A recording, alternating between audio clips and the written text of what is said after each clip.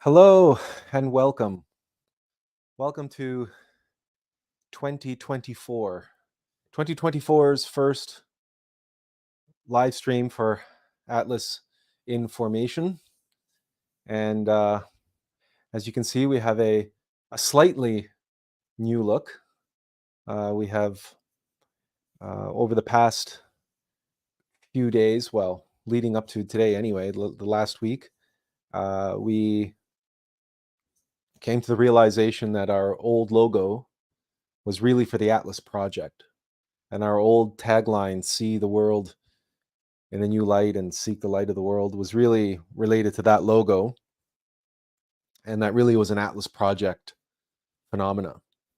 And because we have a new logo for Atlas Alex, atlasalex.com, and for the time being at least, these videos and live streams are going to focus on our book and focus on, again, Atlas information. So we're focusing on that work. And so as a result, we are shifting, shifting the wrong way in this case. There we go. We are shifting to use this new identity, if you will, the Aum, the Christos Aum Atlas logo that you see up. I guess it's there in the left hand corner. You can't see it very well because of the background, but if we change the background to something else, it would show probably a bit better. But in any case, you know the logo. You're familiar with it. You've probably seen it by now. So today, naturally, we are going to be talking about direction and changing direction and changes in direction, and getting our bearings, knowing which direction we need to head in. Because to change direction, we need to know what the new direction is. And this shift, this change that you're witnessing, if you happen to miss the intro also has been slightly modified and updated to reflect the new direction that we are taking in 2024 and beyond. It's not to say that the Atlas project as an entity is going anywhere. It's not, and that logo is going to remain for that overarching entity. But in 2024, our year is going to focus on the book that we just wrote and putting it to work for the benefit of others. We spent an entire lifetime, 50 years, preparing, being taught in the school of life, giving us the experience that we relay in part one of the book, and the revelations that we realized as a result, and the conclusions and the practical knowledge, the guidance that we are now able to provide others to help them navigate their own journeys through hell, as it were. And it is serendipitous that we got the book out just in time for 2024 in all of its formats. And because our year in 2024 just happens, nothing just happens, it's serendipitously aligned with the year 8. We don't know if you're familiar with the personal year in numerology and astrology, but we all have a personal year which you can calculate using the month and day of your birth and the year of your birth, and then you relate it to the year that we are in, and you will get a numerical value from 1 to 9. We've seen some lists say 1 to 10, but as far as we know, it's 1 to 9. And then based on those numbers, whichever number comes out for you, that is said to be your number. That's your year. That's defining what the year will be for you. So we don't have the formula memorized. So, but we do have an article prepared. Now, hang on a second. There we go. Before we get into it any further, maybe some announcements. There's no comments yet, so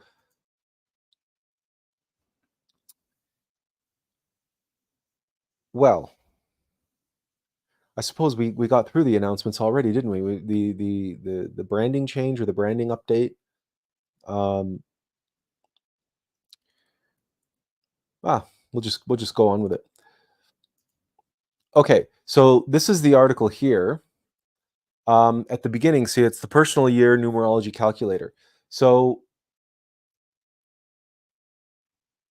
we'll start by the calculation itself. So the first step is to reduce the month and day of your birth to a single number. So if your birthday is on March 3rd, you add the number of the month to the date. So in this case, it would be the third month and the third day. So the single number is now 6.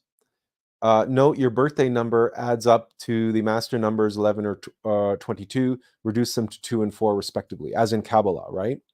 So we're always reducing the numbers down so we get to a digit below 9 in this case. Then reduce the year that you want to know about to a single number. So the year 2018 becomes the number 10. 2 plus 0 plus 1 plus 8, right? Equals 11. Yeah, 9 and 2 is 11.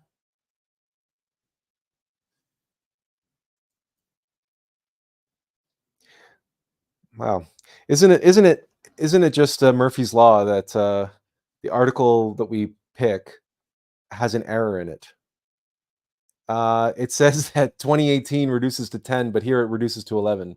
So, and 1 plus 1 equals 2. So anyway, the point is, then you add the two numbers and then reduce the number to get a single number based on that formula. That's the year that you're entering. So, okay, the example that they gave here is incorrect.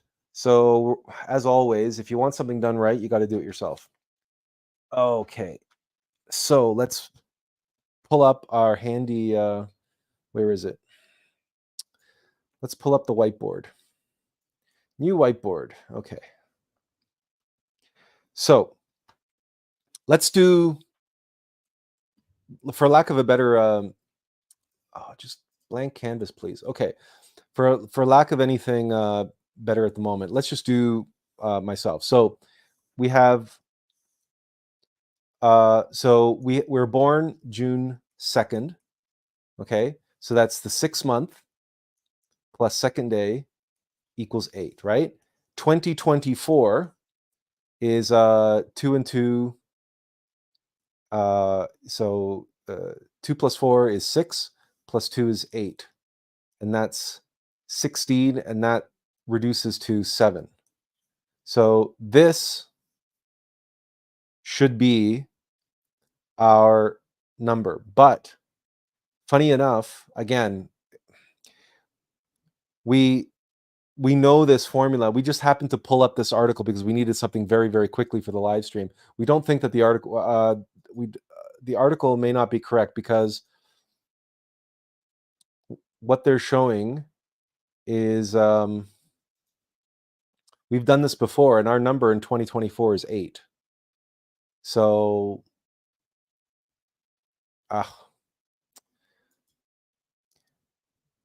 hang on, let's just double check this for a second.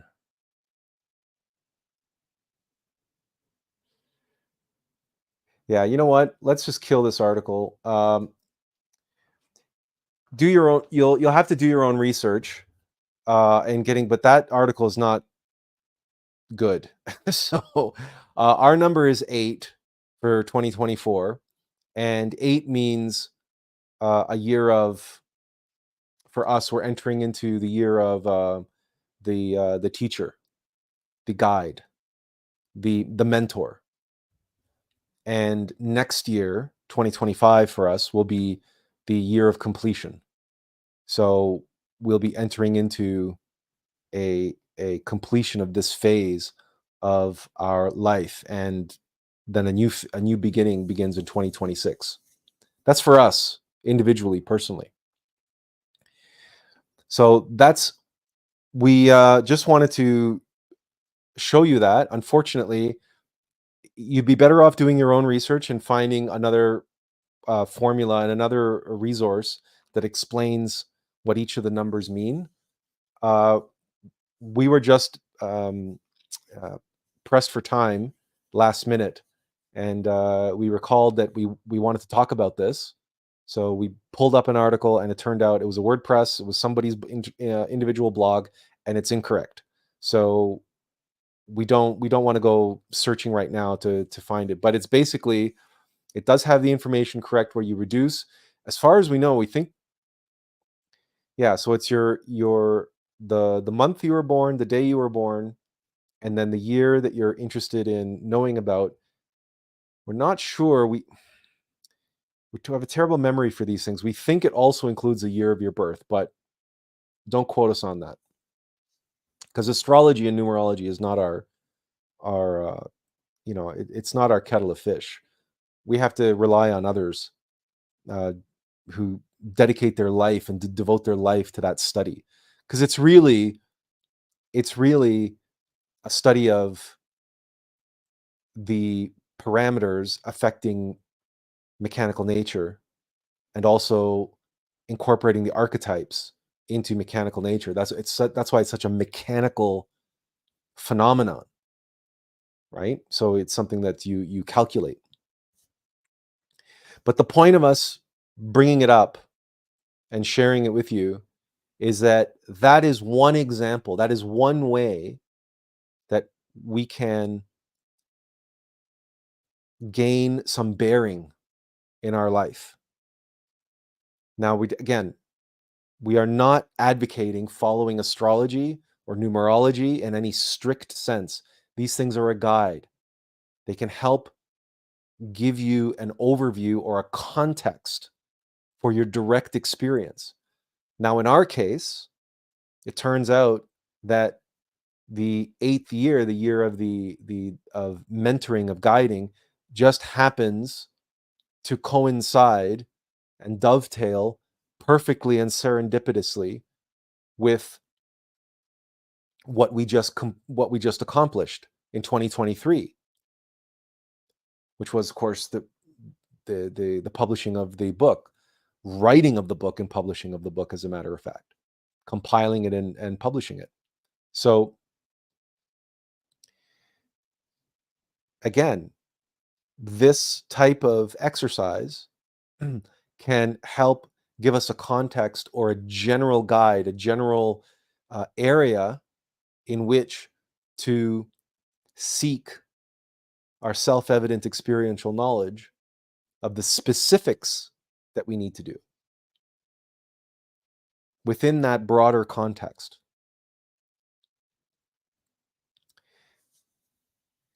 So the natural question is, well, how do you get to the specifics? And more importantly, when knowledge or information about the specifics arises, what are the hindrances? What are the things that prevent us from knowing that we have received guidance, that we have been given a new direction or a new bearing? Because we have to be cognizant of that. In my case, I was told essentially back before Christmas that I need to rebrand Attlas Information and I need to incorporate the new logo.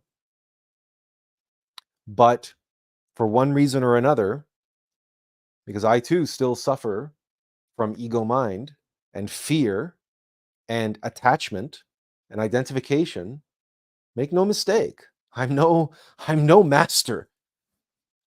I'm flawed and full of doubt, just like everybody else. And I was looking at the fact that I have an intro on this page that's animated, that incorporates the old logo.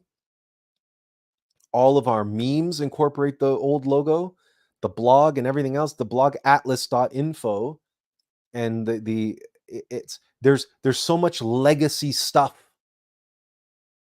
associating that logo, that that six-pointed star, this one here.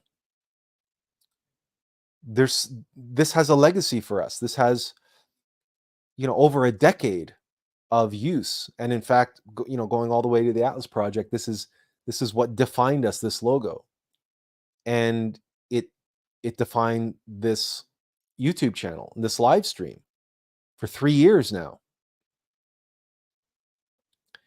So having to rebrand, and we had to sort of let go of this logo, of that identity, because that's what a logo is. That's what a brand is. It's an identity. It's an identifying mark. It's sort of like your public face or your calling card. It's how people know you, how people recognize your work, your company, your etc., right? Your products, your services. That's why we call them logo, because of course it comes from logos, the word. In the beginning was the Word, and the Word was with God, and the Word was God. I am that I am. So that's why companies and individuals put so much time and effort into logos. And in our case, likewise, in coming up with the new logo, Attlas, with the Alm of Life on his shoulders, and Attlas shown as an X, and all of what that implies, and the fact that that Alm of Life is also just a spiral, a hypnotic spiral, if someone just looks at it without knowledge of the Alm of Life. And that's what this world is, hypnotized. We just released a YouTube video yesterday. Was it yesterday or Friday? Oh, I can't even remember. Things are such a blur. It must have been Friday. Talking about, well, it was a condensed version of the introduction of our book. We took excerpts from the audiobook and compiled them into a video that was less than 10 minutes. And that's going to be, moving forward, it's going to be our template for releasing and sharing aspects of the book. Is we're going to shoot for creating these sort of compilation videos, these condensed pieces that are less than 10 minutes. And then out of that 10 minutes, can we create a 1-minute version for shorts, for reels on social media, etc.? That's the question. We don't know. We haven't tried it yet. But again, this is all part of our shift, the the change to our bearing in the new year. Whereas last year, clearly we were in a very scholarly type mode. Scholarly is not the right word. Cloistered like a monk in a meditative mode. We say scholarly, but only in the sense that we were writing. So you think of scholars, researching and writing books. Now, we weren't researching. We had done the research. We had spent 50 years doing the research, living life. So we were living the life not of a scholar, but of a scribe. That's properly expressed. And a monk. It's like a cloistered monk who is writing a sacred text. And it is to us a sacred text. It is what it is. Let's call a spade a spade. And if you haven't gotten a copy yet, this is it. This is our copy. It just showed up this week, actually. And it is this is a hefty tome. This is not a light read. And this is heavy as all get out. When this finally showed up, we were a little bit taken aback of just how weighty it is. You may be shocked if you haven't gotten your copy yet, if you're waiting for your copy to show up. This is not a light read in any sense of the word. And if you'll pardon the pun, but it is absolutely a sacred text. And I didn't write it. You all know this, right? Attlas wrote it. I'm just a stenographer, right? I was just the scribe. So just like a cloistered monk who in the Middle Ages was copying the Bible by hand, we were essentially copying a sacred text that was being dictated to us. And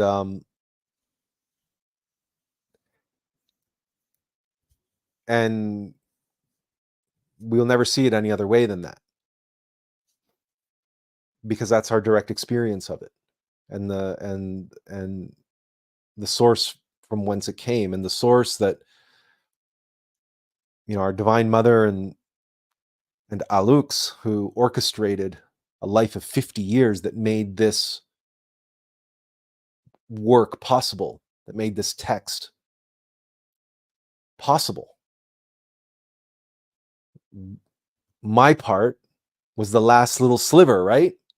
Well, I was there for the whole 50 years, so I played a role at every point along the way, but the actual writing of the book, right, was just me being stenographer, me being monk and scribe. That's was last year's work. And now the work is complete. So what do we do now, right? Now we put it to work. We have an artifact that comes from a higher place, came into the world through us. Now we need to make others aware of it, and make others aware of the truths that are being expressed by it and through it. And that, my friends, is the work of a mentor, a guide, a teacher.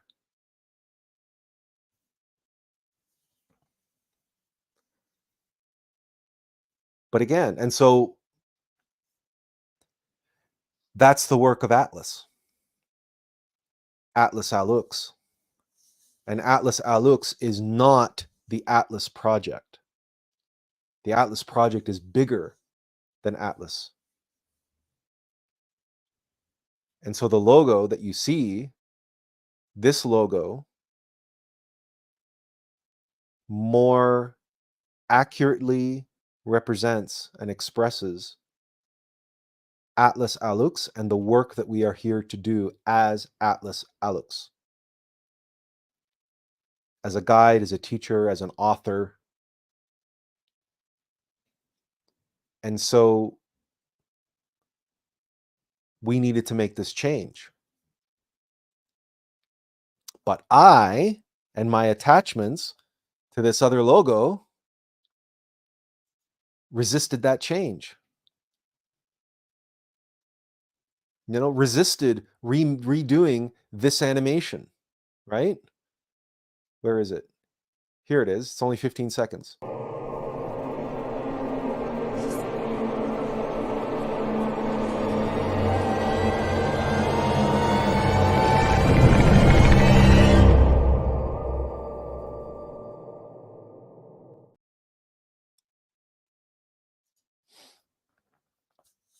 And in the course of the next year, we're going to be re-releasing all of our old memes, updating them with the new logo, and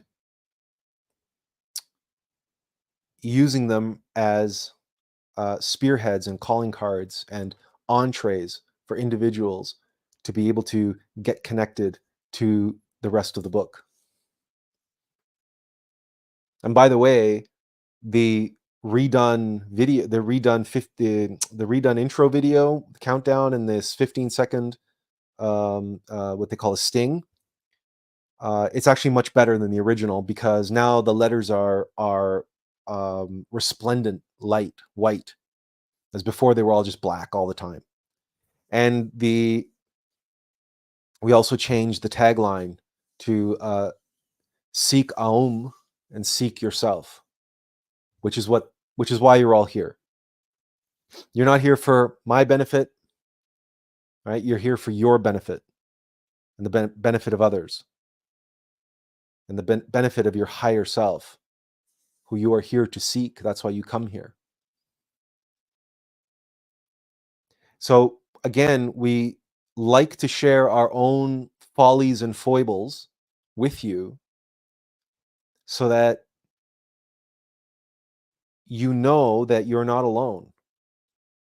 And if you come here because you respect and you value what we have to share with you and the knowledge that we are able to impart, and you admire that to one degree or another, rest assured that we are still, a flawed and individual. We are a flawed vessel, and that we run into resistance, and we run into clever and subtle and insidious egos that try to talk us out of things all the time, and rationalize and paint these elaborate, logical, rational arguments as to, oh, you don't want to rebrand that, and oh, think of all the work you're going to do, and think of this and think of that, and now all of this is going to, people are going to be confused because you're uploading old live streams to Spotify, and you're putting those on Facebook, and they all have the old logo, and they're going to have the old introduction, and people are going to be confused because you're going to have an old logo and a new logo and this and that and the other, right? And it's like this, you get this whole song and dance about why you shouldn't change direction, about why you shouldn't head in that new bearing. And boy, is it convincing. And boy, does it, and you sit there and go, yeah, that's right, and this and that, right? And I fell for it. I fell for it. I confess.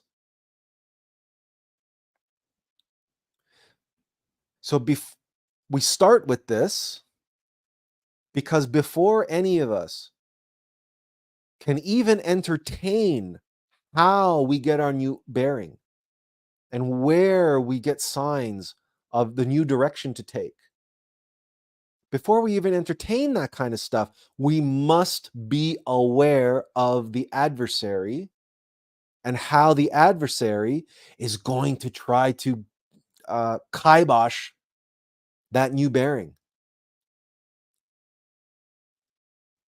If you are reading the book, or if you've gotten into part 2 of the book, if you've gotten into the chapter on on AI and transhumanism, you know that mechanical nature, the that chapter is so important because it outlines and it explains and expresses the nature of the adversary. So whenever your mind is arguing for, ABC, XYZ, you might have this intuition about something, but then your mind comes and presents you with all of these logical arguments that they all make sense. It's one of the ways of discernment that we can develop is to know the difference between knowing what to do and thinking we know what to do. Because thinking is a mechanical activity. It's an automatic mechanical reaction to things. And when you get these thoughts, these rationalizations for why you shouldn't take this new direction, why you shouldn't follow your gut, or you shouldn't follow these signs and symbols. We'll get to those in a bit, because there's many, many, many ways that we can receive direction and guidance and a new bearing. But when the mind presents its case for staying the course, remember that mechanical nature operates under mechanical laws, the laws of mechanical nature. There's 48 of them. And one of those laws is the law of physics, the laws of physics. And one of those laws is the law of inertia. Things like to keep doing what they're already doing, even if they're not doing anything. Right? That's the layman's way of saying that a body in motion tends to stay in motion, and a body at rest tends to stay at rest. But it also refers to the direction of motion. Individuals, cultures, nations, societies, religions, right? We don't like change. We don't like change. We like things to keep going, same old, same old. Why? Because it's familiar. And what's familiar, familiarity breeds comfort. Familiarity breeds security. That new direction, taking us down some new path, we don't know where that's going. We don't know where we're going to end up. We don't know what's waiting for us down that new path. Those are all unknowns. The ego hates unknown. The ego hates the uncertainty and the insecurity that we feel in the face of uncertainty. It's just fear, which is, of course, ego, mechanicity. It's the base primal survival instinct. So we must be aware of this. We must recognize and make ourselves very cognizant of how we will talk ourselves out of a new direction, out of a new project. We will talk ourselves out of taking that new bearing.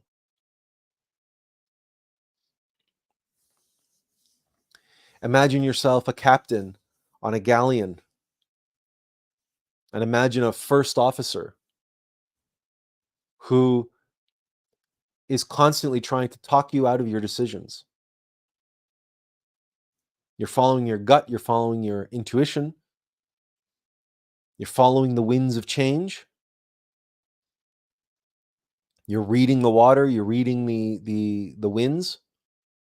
And you're using all of your experience to bring to bear on shifting the direction of the vessel.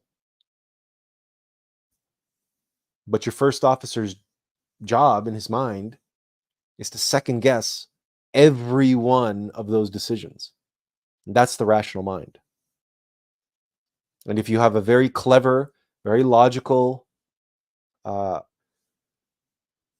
intellectual first mate, rational mind,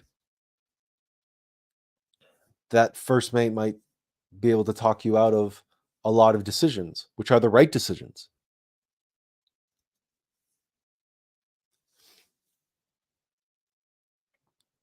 That's the first. So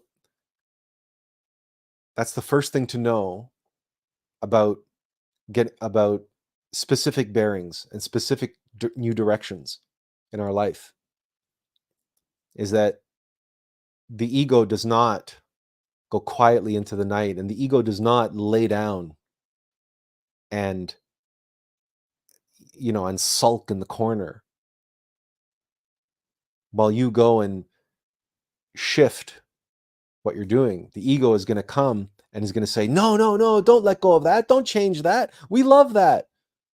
Think of all the investment you've made in that, like us and our logo and rebranding. And it's a lot of work. It's one of the reasons why we were so tight for time before today, because we had some things that we had to still incorporate before today's live stream. Change is not easy.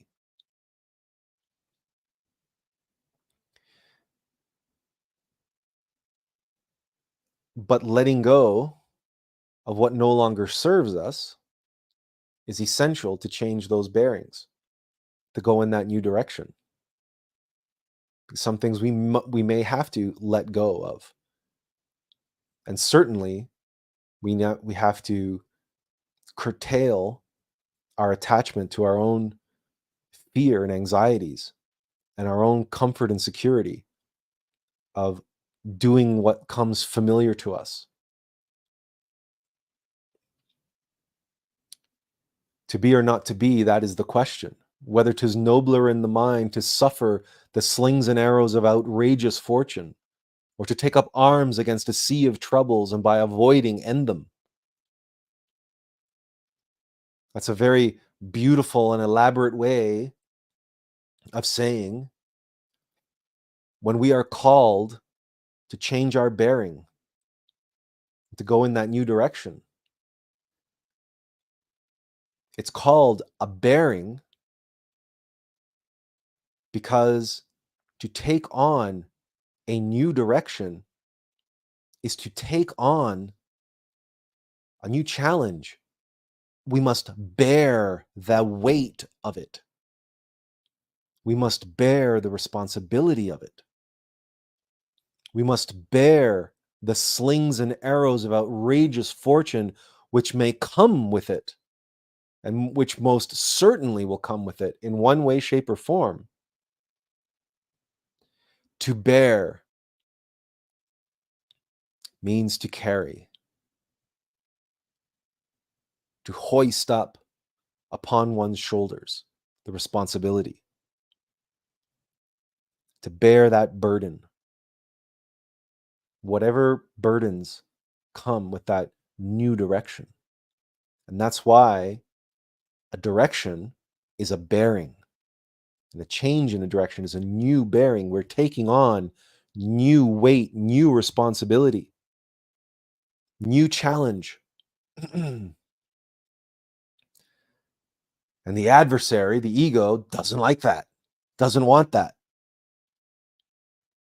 It wants it, so it will take up arms against a sea of troubles and will try to avoid them at all costs. The ego does not want to face and to bear what that new direction calls for. It wants to avoid bearing at all cost. It wants its comfort and security. It wants its same old, same old. It wants us not to be. But to be, we must bear what comes with being. We must bear the weight and will of our being.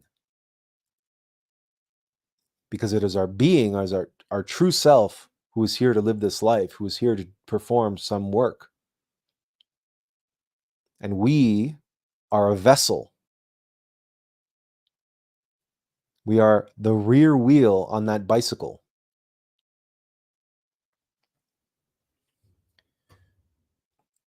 Surely we expect everybody should be familiar with the bicycle analogy by now. But just in case,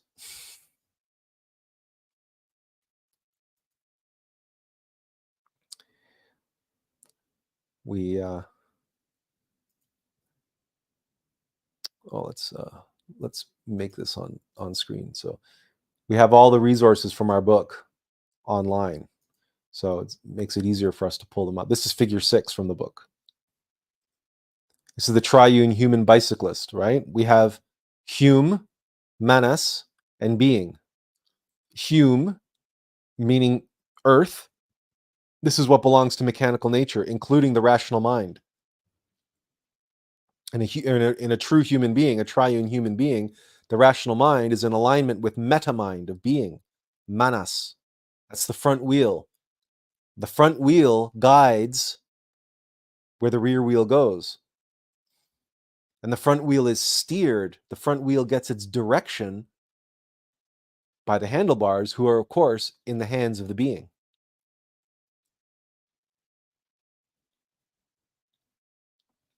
We can actually make that bigger. So, and then, of course, our connection to the will of the being and to our motivation comes through consciousness, which is the chain, the link, what links us to the rest of this contraption, this configuration, this trinity or tri-unity, which defines us as a true human being. But make no mistake, we, the rear wheel, we are in the world where the rubber meets the road. We are in the world of action, but here it's traction.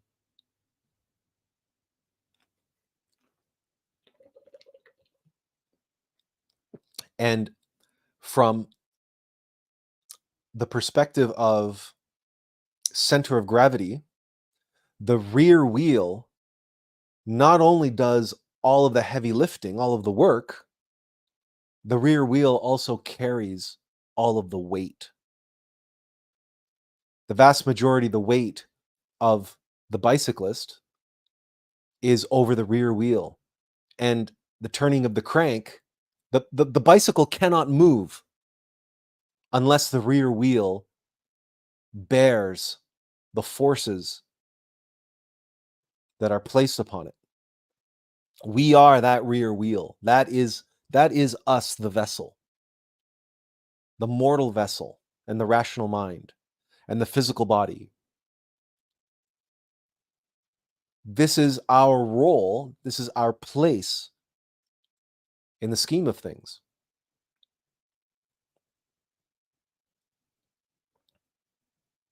But as you can see, the bearing, right, the guidance, the direction, comes from the front wheel, Manas, meta mind, the mind of the being. It comes from our higher self, our true self.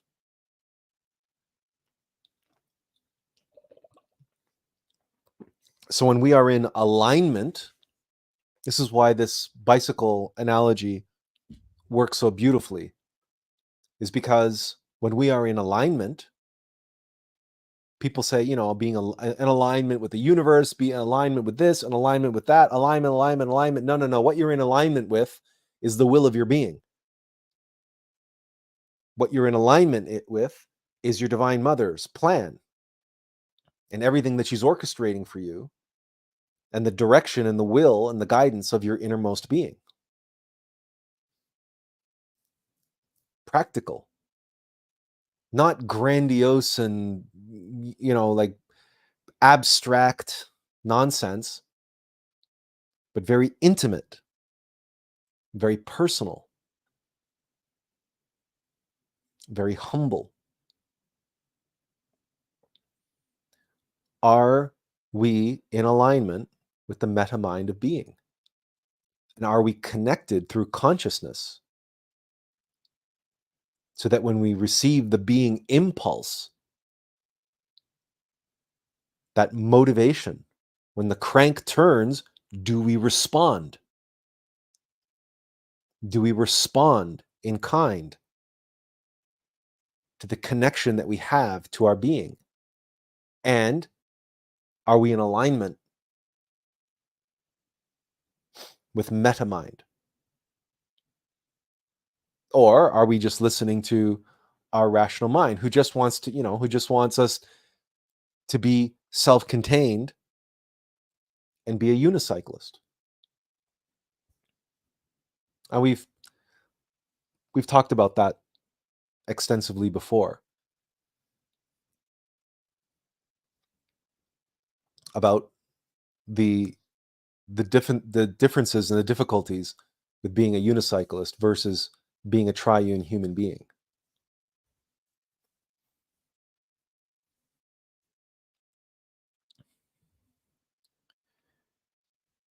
So practically, then, our innermost cyclist, our innermost being, is steering the bike and providing us the motivation and providing us the direction and guidance. But what does that look like? What does that look like practically for us? I mean, we can talk intuition and guidance and so on, till we're blue in the face. But what if our discernment is not there? What if our intuition is just not that strong? Or what if the circumstances of our life are that, or the busyness of our mind, the stranglehold that our ego has over us, or the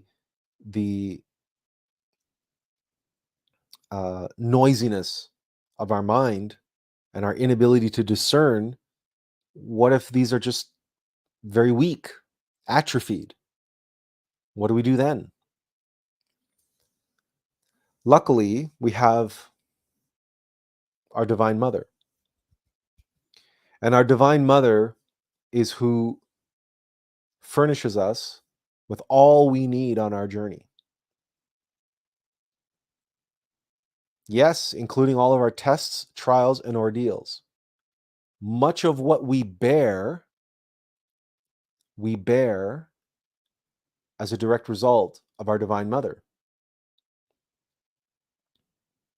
We all had mothers at one time, even if it was only for a few moments. But for those of us who grew up with mothers, you may be familiar. It might be different now for kids nowadays because they're so coddled and spoiled and whatnot. It might be different. But when we grew up, our mother was constantly giving us chores.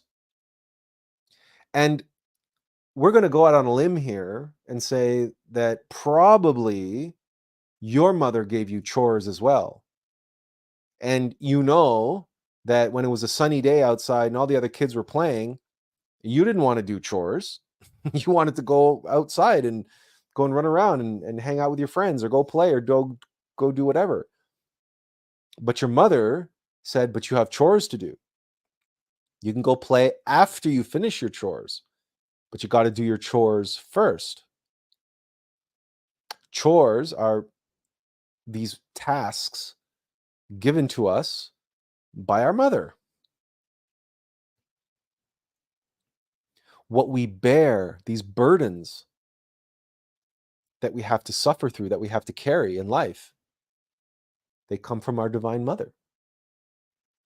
And thank God our mother gave us chores, because now as an adult, we can cook, we can clean, We can fix things around the house. We can garden. We're not completely useless. We don't have to call a plumber or whoever every time something, goes wrong. And we don't have to we have not eaten, well, except for one occasion over Christmas, but that's only because we had a brother and sister-in-law here, and they ordered takeout food because they didn't want Tunda to cook again. They wanted to give her a break, so they ordered takeout food.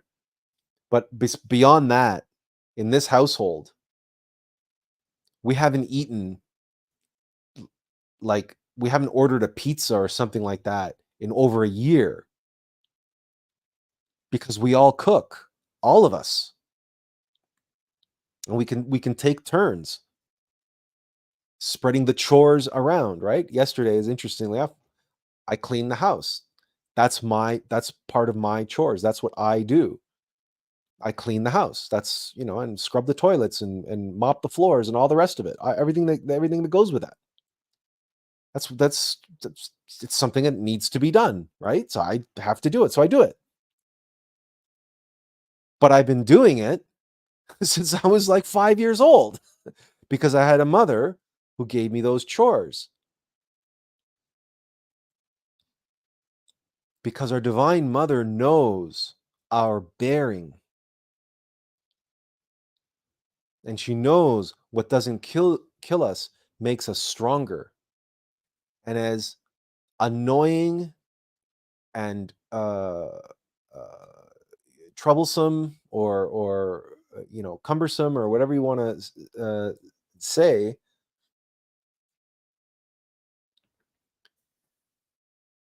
those chores, those burdens, it's like, was it Sisyphus? It was Sisyphus, wasn't it? Who's rolling the boulder up a hill?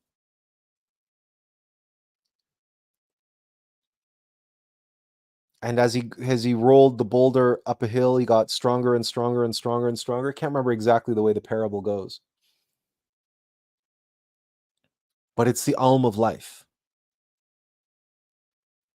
Every time we have a new bearing, I mean, just look at the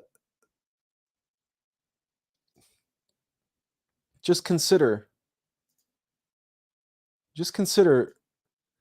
that shape.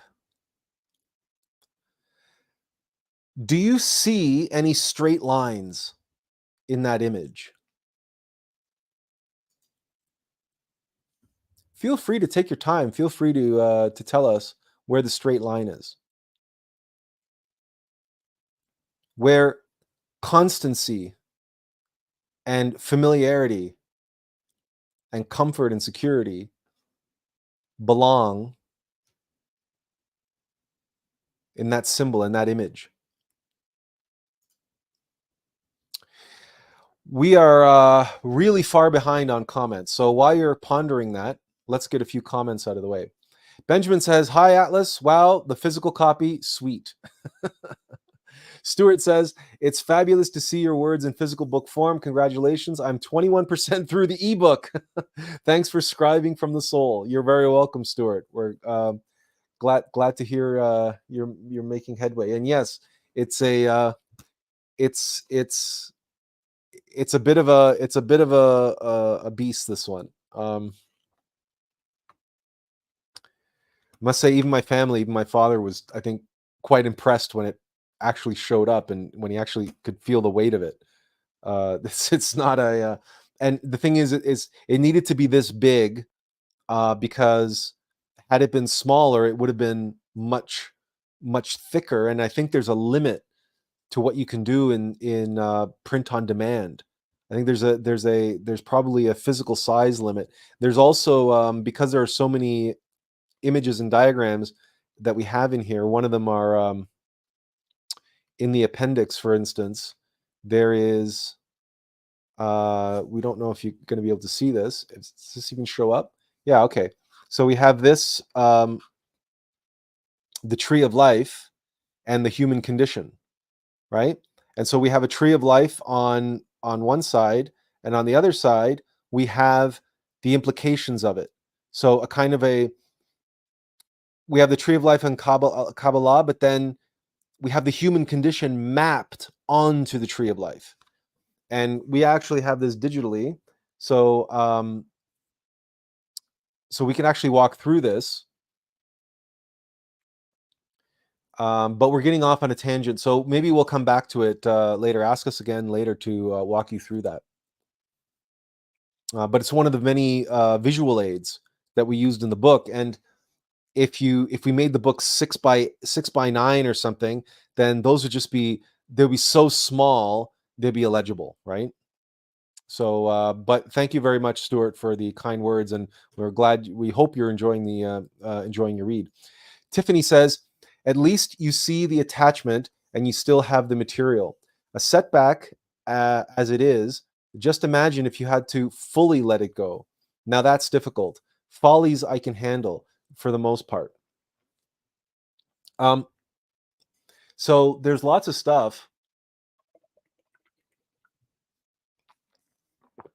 We are very well versed in the alm of life and the constantly descending, ascending, descending. So there's lots of stuff that we've had to let go and abandon altogether. So, for example, things like driving. Right now, if you live in North America, just imagine somebody coming along and saying, "Well, that's I'm glad you enjoy driving and everything else, but you have this mission to do, and in order to do it, you got to give up driving." So, we've done that. We had to do that. We did that. And it's not the first and only thing like that we've had to give up. And so, yes, we've had to fully let go of lots of different things.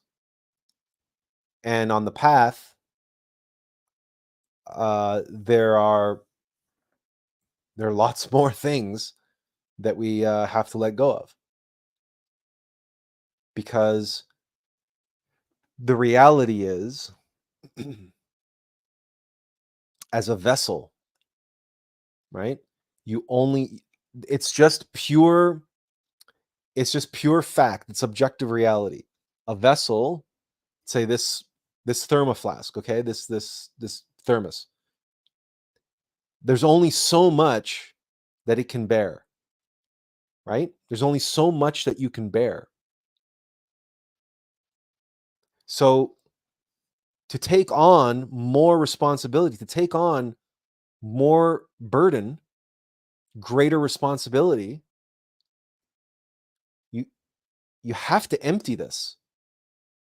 So if your vessel is full of dead weight, is full of rocks, and because of that, you can only hold 50% water because the rest is rocks. But you've now been called upon to go down to the well, go down to the river, and collect water for the entire village, which you could do if only you weren't storing. You know what? Forget about rocks. Let's think about gold or crystals.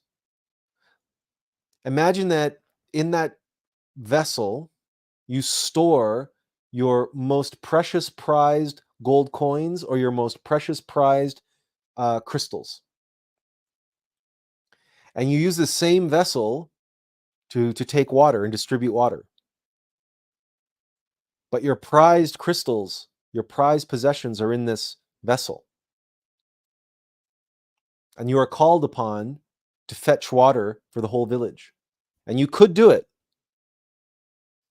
You could do it if only your vessel didn't have all of these crystals in it. As we progress on the alm of life, you see it gets bigger and bigger. We grow, we expand. But what that really means is, as a mortal vessel, what we have to bear increases. The responsibility, the scope, the scale, the intensity of our work increases. But if anything, as a mortal vessel, we're getting weaker as we age. It's a fact. We don't have that crazy vitality of youth anymore. That endless bounds of energy that we're just looking for ways to burn it off because we have so much of it. Well, listen, that you can kiss all of that goodbye once you hit your 40s, especially once you pass your 50s. Once you're into your 50s, I should say. We just turned 50 last year. And we can tell you absolutely that one of the things we used to work out 5 days a week. Now we work out twice a week. And we only do upper body workout once a week. We do one upper body and one lower body. That's one of the things that we had to let go. It's one of the,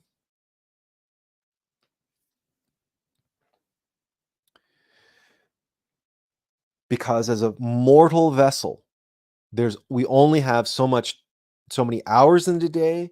We only have so much energy to work with. And if we are overexerting ourselves, we will burn ourselves out. And there are many people who suffer from this, who try to do too much. They can't say no to people. They say, yes, yes, yes, I can do it, and I can do it, and I'll do it, and I'll do it. And they take on so much ballast, unnecessary weight, that it ends up sinking the ship. It ends up sinking the vessel. The vessel bursts because there's trying to pack so much into it.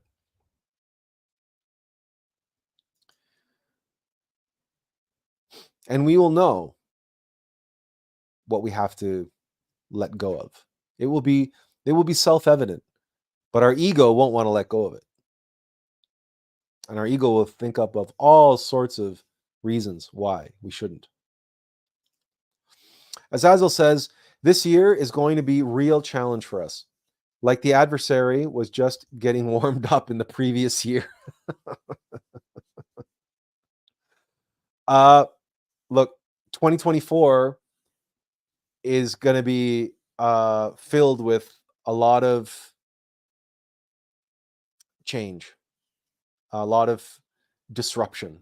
Do you want to use the word chaos? Go ahead and use the word chaos.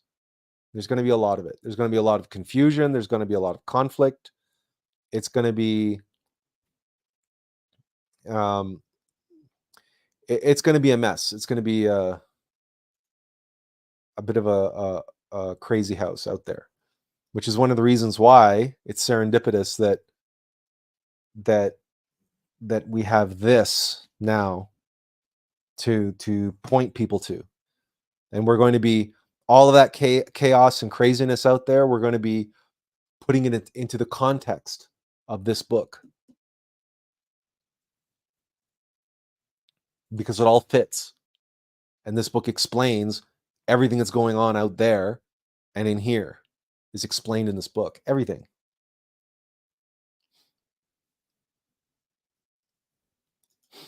As Azazel also says, got to prepare some cake. We have a feeling that the adversary might deserve it at some point this year.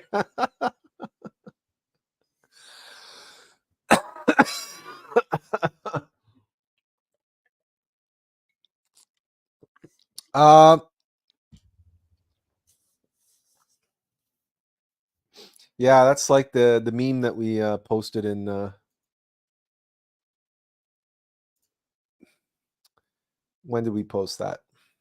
A couple days ago. Well, no. What do you mean? Just before New Year's.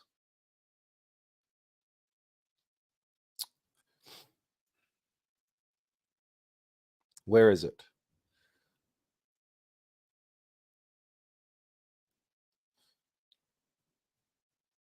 Yeah, there it is.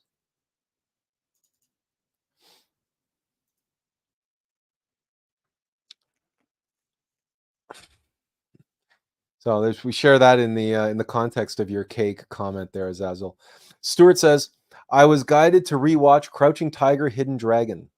I followed the wind and watched the waves of that film, and one line leapt out that seems salient in the context of tonight's shared thoughts regarding direction. In the scene where Li Mu Bai first fights Jen and offers to be her master, he states, "It's all meaningless. I see that our attachments are meaningless. We suffer as we attach meaning."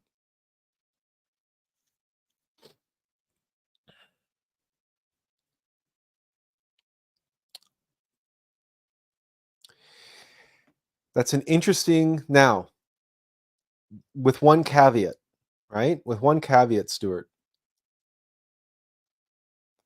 Right. Okay. So you followed it up with basically the caveat. Things both have meaning and no meaning. So the key is to discern what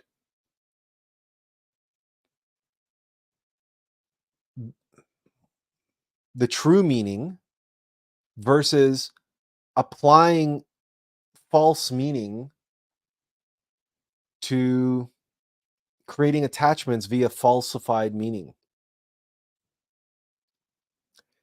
So we're trying to quickly come up with an example. So your career, your reputation, your fashion sense, your bank account, your how well you're regarded in your community, right? We suffer when we attach meaning to these arbitrary, meaningless aspects that relate to the mortal vessel and relate to the physical world. In other words, these are characteristics of a character in a video game. They're parameters of the virtual reality. They have nothing to do with the player. So if you're playing a video game and you become too attached to your character, and let's say your character has, I don't know, certain power-ups, and in the course of the game, you can lose those power-ups through through the course of the game. And if you as a player are too attached to those power-ups, you're going to suffer when you lose those power-ups because you've ascribed too much meaning to them. But then other things that seem meaningless or pointless often do have meaning. But it's not a meaning that we ascribe or prescribe or project onto it, but it's meaning that bubbles up from within, or it's meaning that is revealed to us. And then in that case, we don't suffer because the signpost, the object that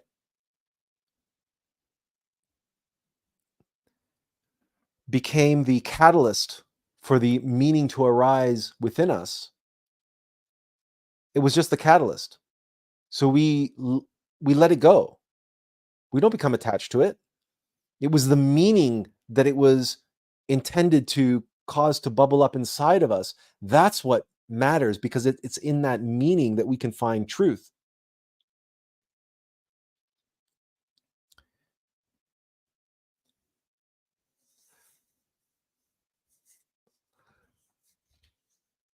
We hope that clarifies matters, but if not,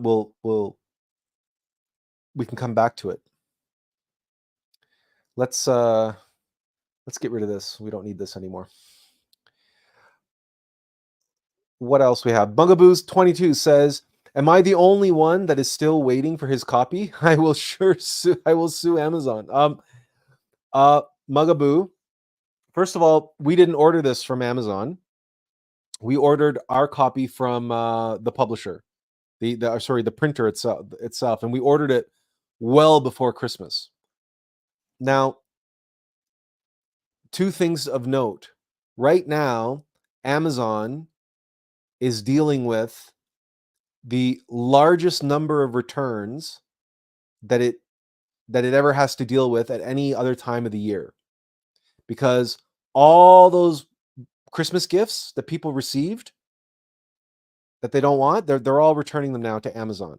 So Amazon is completely inundated with that. Now the other thing is that Amazon has no copies of this book.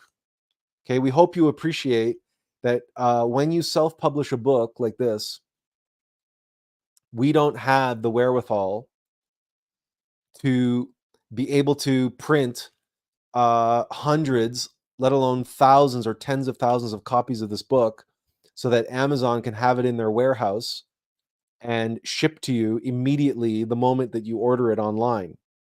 So what happens is when you order online through Amazon or Barnes and Noble or anywhere, when you order the physical book, that order is sent to a company called Ingram Spark.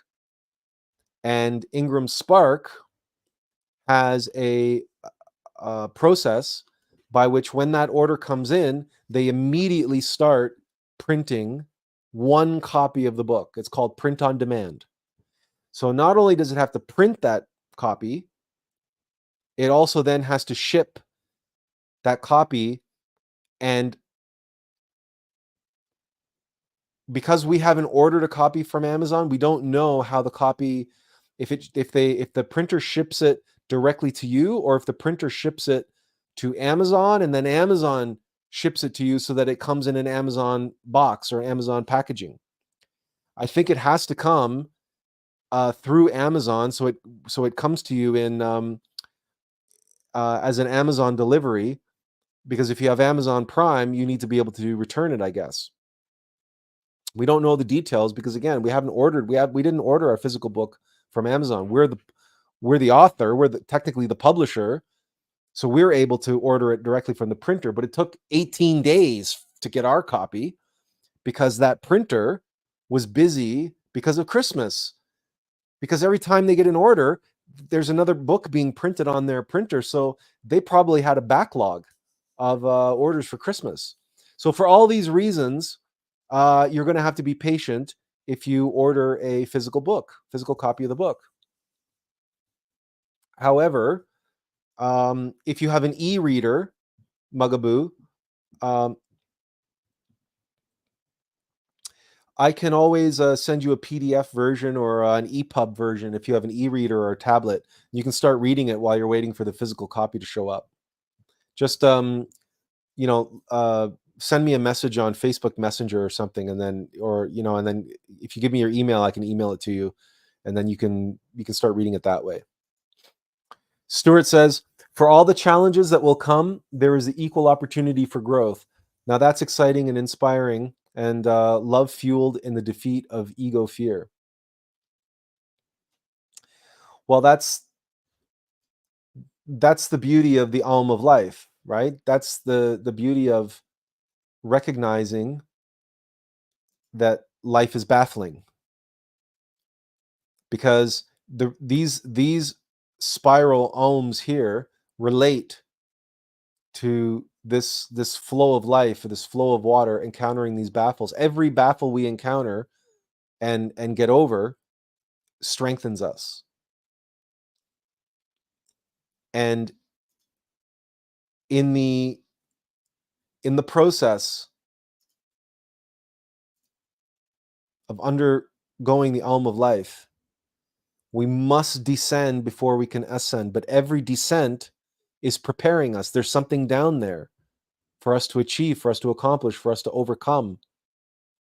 And in the overcoming of it, that is precisely that potential, that opportunity for growth. And it's only through hardship. It's like, again, get your bearings, right? These are new bearings, right? You have to know them. That's why we spelt today's live stream with a K, right? They're new bearings, and you bear them. And it's gosh darn it, we really do want to is it Sisyphus? Yes, it's Sisyphus. Okay, we can show you this. All right. So it's Sisyphus who open image in new tab. All right. Oh, we can't. Oh, yes, we can. Here, F11. There we go. There we go. There's Sisyphus, who was doomed to roll this boulder up the mountain forever, or whatever the hell the parable is, the mythology goes.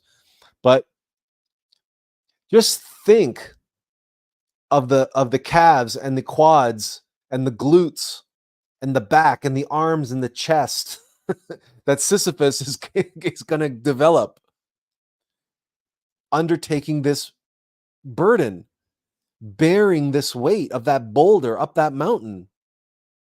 There's the opportunity, right? That's called growth. That's the opportunity for growth. The boulder is the opportunity. The opportunity and the challenge are one, like in the Chinese character, right? Crisis and opportunity. Those two words are inside the word for whatever it is, challenge or whatever it is, obstacle or whatever. But it's crisis and opportunity. They're always together. There is no way to grow without this. You must bear. You must have. And if your current bearing isn't heavy enough, if your current bearing is no longer challenging, if your current bearing it's like when you go to the gym and you start off lifting 50 pounds and it's like, oh, you can barely lift 50 pounds off your chest. But doing that for 6 months, now you're doing 15, 20 reps of 50 pounds and it's like, it's easy peasy. And you're listening to your tunes and everything else, and you're thinking about everything else. You barely have to focus and concentrate on what you're doing. Guess what? You've outgrown the weight. You've outgrown it. You got to take that 50 pounds and put it back on the rack. What do? You need a new bearing.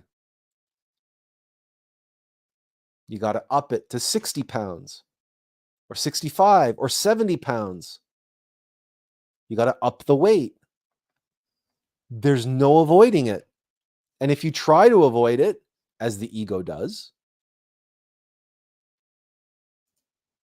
you can't do this, because that's exactly what the Alm of Life shows. If you stay at the same level with the same weight, you're just going to go around and around and around and around and around in a circle. You're not going to grow. This is self-evident. Everybody knows this. If you keep playing chopsticks, you might become the world's best player of chopsticks, but you're never going to give a concert. You're never going to be like Long Long or Glenn Gould.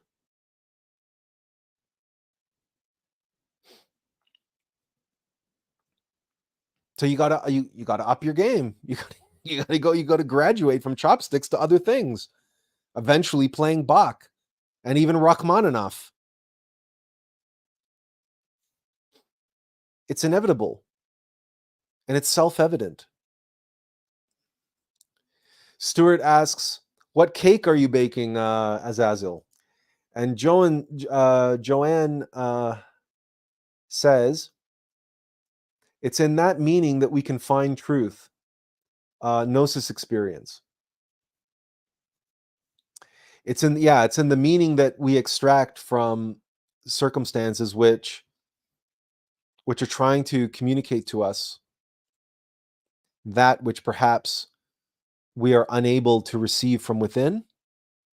The experience around us and signs and symbols and people around us can deliver us signs and messages which have a much deeper, more profound meaning to us than to possibly anybody else. And yes, being able to find the truth in those in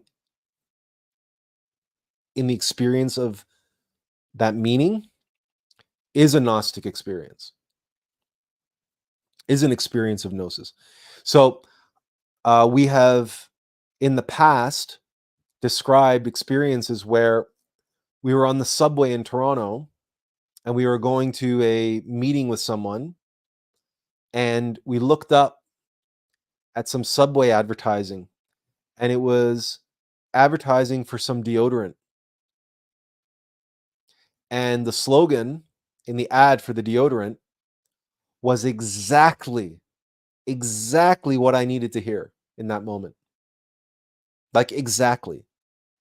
Now, there's no way that the individual in the ad agency who wrote the slogan or the designer who put together the ad knew me or anything about me or that I was going to be riding the subway on a certain day at a certain time, that I would need to hear this or that message.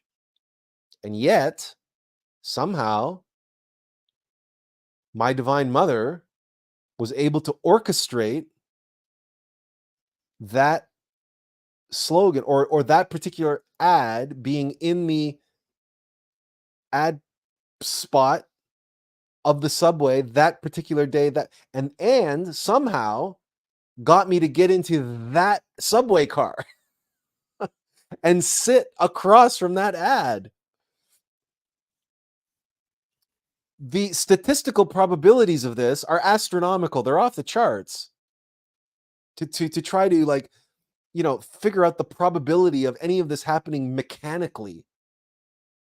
It couldn't have possibly have happened mechanically. But this can happen to you, where you overhear somebody in public. You're just sitting there minding your own business, and you just happen to overhear another conversation. And the person, it's not speaking to you, it's speaking to somebody else. But it leaps out. Something leaps out of what they're saying, and it's just exactly what you needed to hear. Or you're flipping channels on the TV, and you just happen to on a scene or on a television commercial or something that just happens to be exactly what you need to hear. Or you're surfing YouTube or Facebook. Now, Facebook, okay, the probabilities are much higher of you hearing exactly what you need to hear in any given moment, because on Facebook, everything is based around the algorithm. And if you're members of groups of all these like-minded individuals, and you're members of Gnostic groups and everything else, well, those people are constantly posting wisdom and truths. So the probability of hearing something there is much higher, and can happen mechanically. It can be a coincidence. But out there in the world, uh, you can be certain that your divine mother is orchestrating that, because out in the world there is no magical, or sorry, magical. There is no algorithm that is at play, right? To orchestrate the the things in your environment to be exactly what you need to hear. No. Your divine mother can do that, but not mechanical nature, and has no incentive to do that. It has every incentive, just the opposite, right? For you not to have those kinds of experiences. Mugaboo says, no, it makes sense. They do clarify that they don't have it yet. And Stuart says, no wonder then that the Olympic gods knew their bearings, that had grease to use. No wonder then that the Olympic gods knew their bearings, that had grease to use.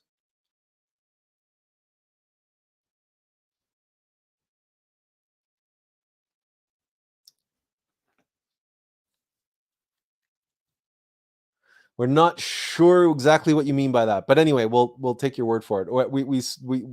There's some kind of joke in there. We don't get it. Azazel says he can't reveal the cake yet, and he says now hush, or he may take notice. And Mugabu says, as life gets harder and challenging, there is one tool available for me against the opposition: discipline. Someone once said, you can't be a disciple without discipline. And he says, the adversary will surely make moves that I won't see coming. Discipline is my defense stance. The rest is up to the Holy Mother. Okay, so let's talk about. Oh, just one moment. Okay, you caught me, Stuart. You caught us. Bearings as in ball bearings. Yes, they need grease, and grease as in grease. Okay, all right. Two puns in one commentary. That's it. You're cut off. You're out. Mugaboo says the adversary will surely make moves that I won't see coming. Discipline is my defense stance. The rest is up to the Divine Mother. Now let's talk a little bit about discipline. Yes, someone said you can't be a disciple without discipline, and yes, that's true. But willpower, we don't want to fall into the trap of mechanical discipline. There is such a thing as mechanical discipline. So what we mean by that is when your discipline becomes regimented and becomes strict and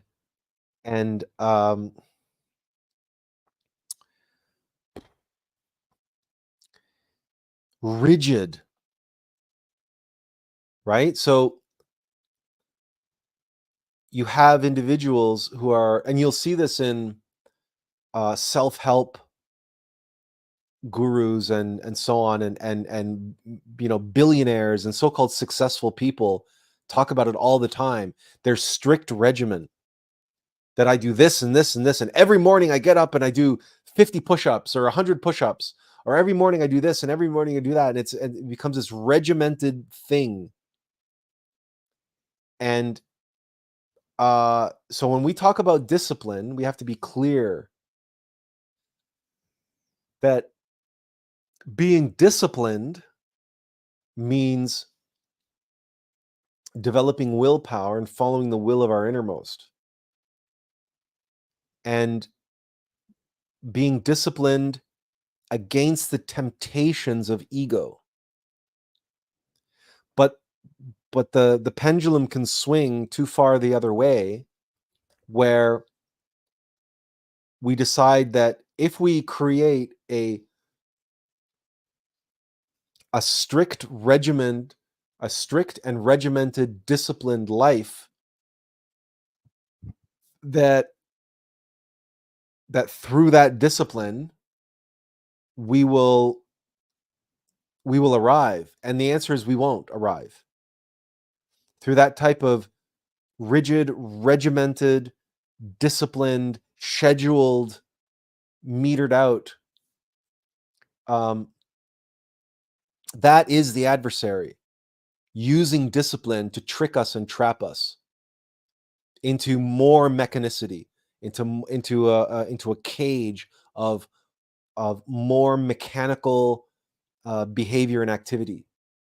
What we want to be is conscious, and to be conscious, we need to be fluid and soft and malleable, and we need to be able to dance. But when we dance, we don't follow the steps.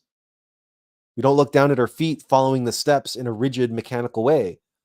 We have to know how to go with the flow and go with the music and go with our partner, and it's his dance. And Mugaboo says, yes, I fell into that trap. Then discipline is not useful, because when we don't hit that goal, egos of self-loathing feast. Well, that's another aspect. Because yes, when you when the ego has us create this tight-fisted, uh, A-type, regimented, disciplined program, what comes along with that is the expectation of results, exactly as you described, Mugaboo, right? Some goal, that's the reason for the program, the reason for the regimen is this outcome, this desired outcome, this goal. And you're right, we're not going to achieve that goal, or there's a risk that we won't achieve that goal, and then self-loathing comes in. But self-loathing is shame, and shame is the flip side of pride, which means that if you do arrive at the goal, if you do attain the goal, and you do attain the outcome that you were looking for, the outcome, the desired outcome from your strict regimented program, that's just as much of a trap, because you're going to come out of it, you're going to get that goal and say, see, I did it with my the sweat of my brow and the sweat on my body, right? And the, and the through blood, sweat, and tears, and my disciplined regimen, I got it. I did it. I made it happen. And when you talk to these like highly successful people, these so-called successful people, worldly success, that is, and they love to go on and on and on about how it was this habit of theirs and that habit of theirs, and they did this and they did that, and I did it this way and this way, right? Very different from part one of our book. you uh we don't think anybody is going to rightly confuse our book with a self-help book, with the advice of a self-help guru or one of these so-called successful people, and 7 habits to success and all this nonsense, right? Nobody's going to accuse us of that, we don't think. Not least because the story we tell, it's a story of constant failure. And constantly being humbled, and constantly having the rug pulled out from under us in order for us to be shocked into conscious awareness of just how asleep and stupid and dumb we were, and proud, and filled with pride, and all the rest of it. Stuart says, perhaps a how not to do book. You know what? It is exactly that. I mean, it's about the great awakening after all, right? So part one is like, all the mistakes I made, right? Okay, so let's face it, it's right on the back, right? It's in 3 parts. Part one, a seeker's journey through hell. Part two, revelations from hell. And part 3, how to escape hell. That's the only how-to part, is part 3. But the first 2 parts are exactly what Stuart is saying here. What not to do and how not to do it. So it really is not a how-to book. It's exactly that. It's a how not to book. And Stuart says, same way I've been. I've laughed a lot through the introduction, laughing with you, not at you.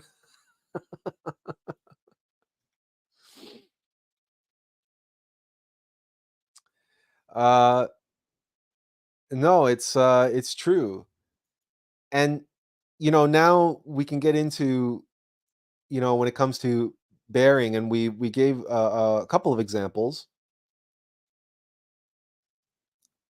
We go through life. We never want to lose sight of the fact that self-observation is always one eye in and one eye out.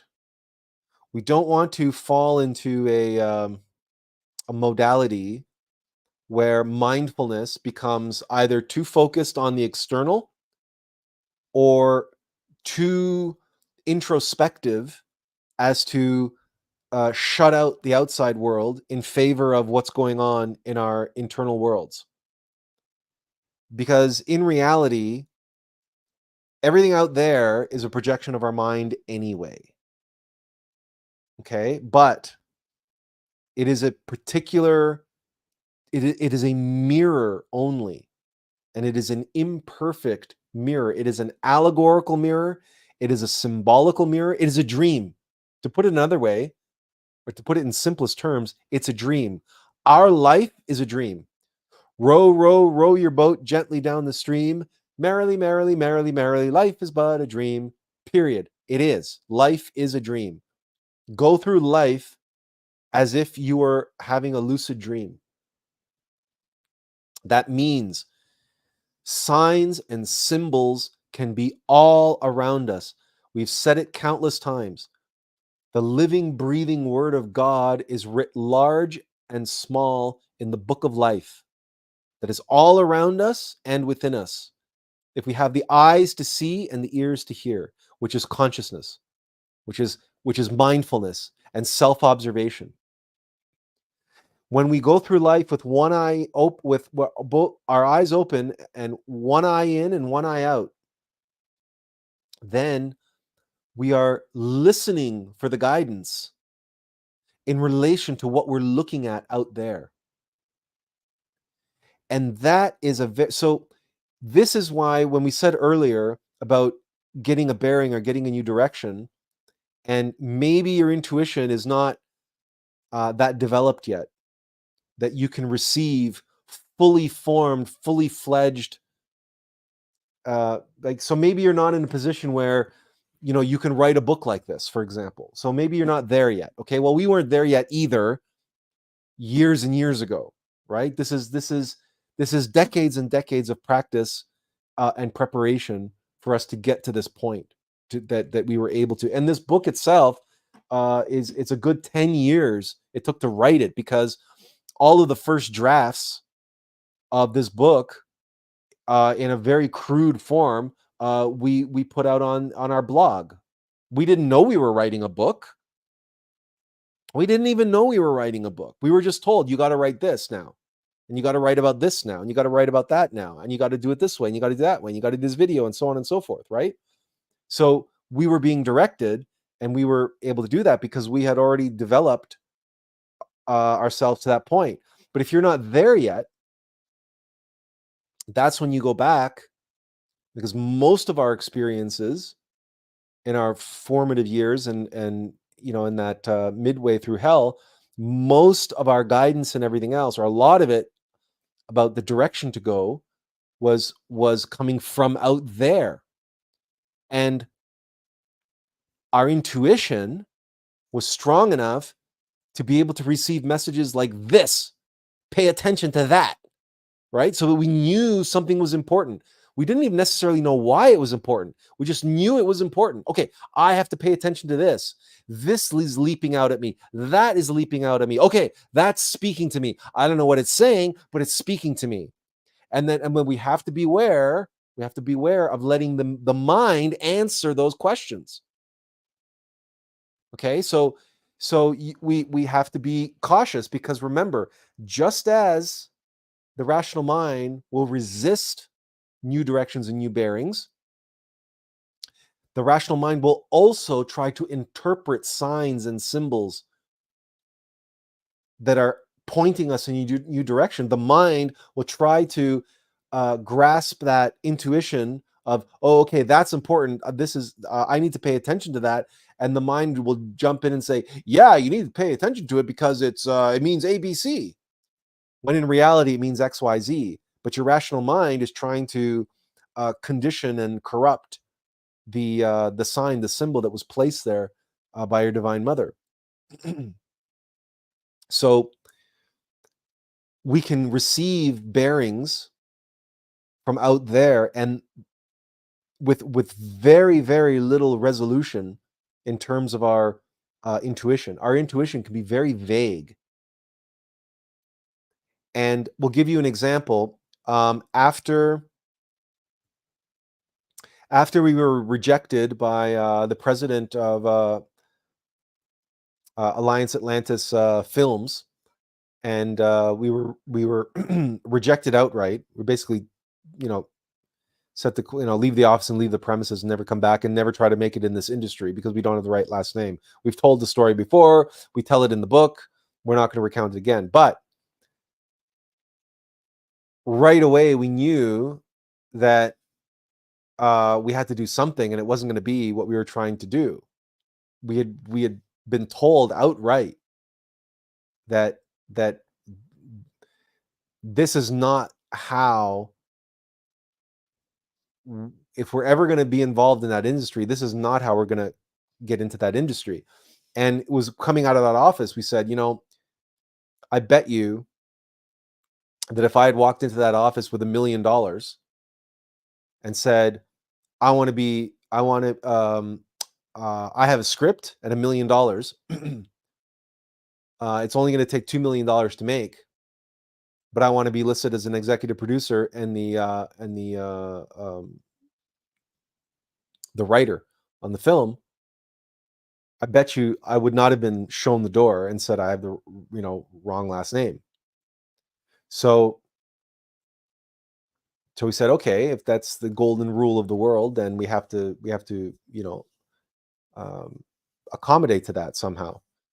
So we started looking for jobs, started looking at ads in the newspaper, and there was a big ad, Geos Language Corporation,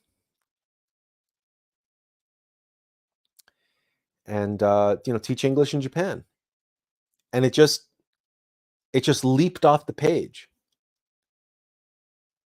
It just spoke to me, and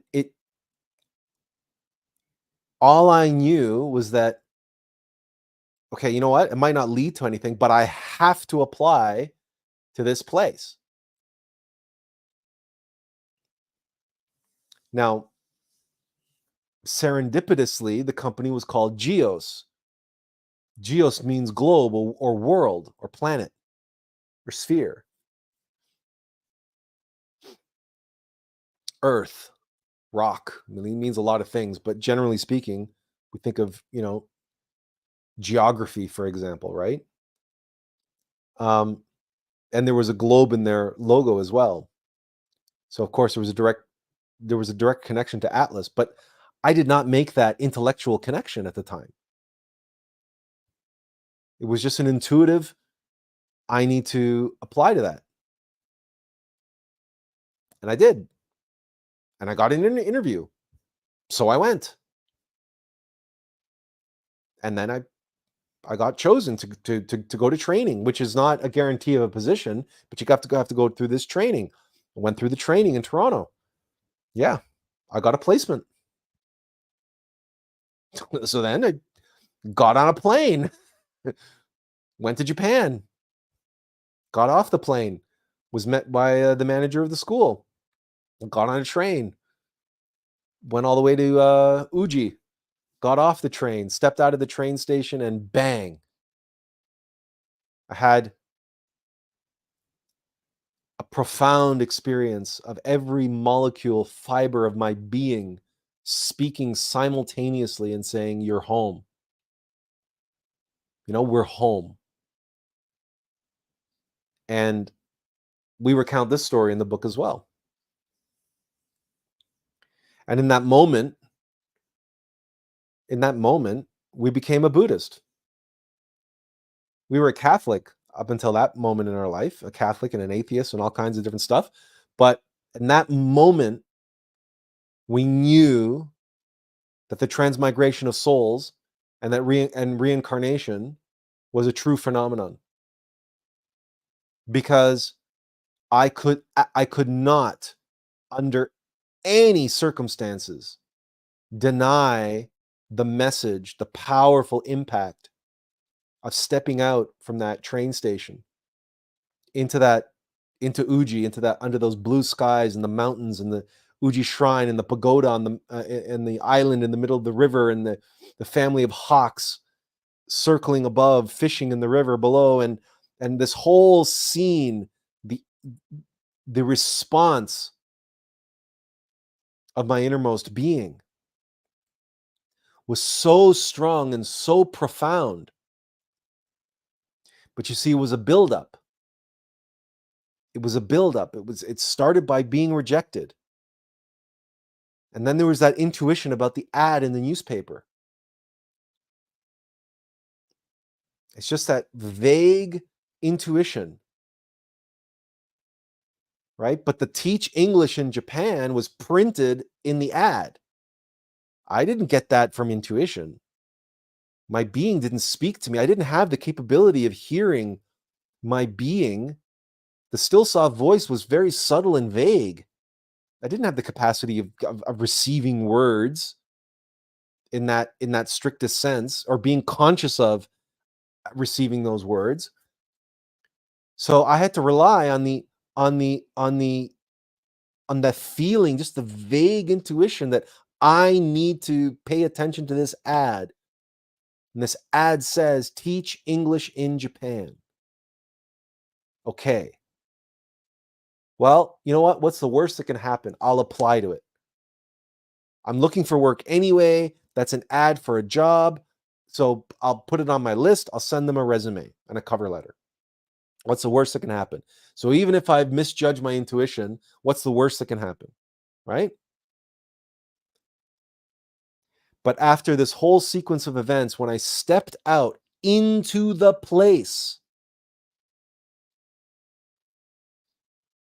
and had the ability to connect, be physically present and connect to all of this phenomenon out there, now the being and my ability to hear the being say loud and clear, all he had to say is, we're home.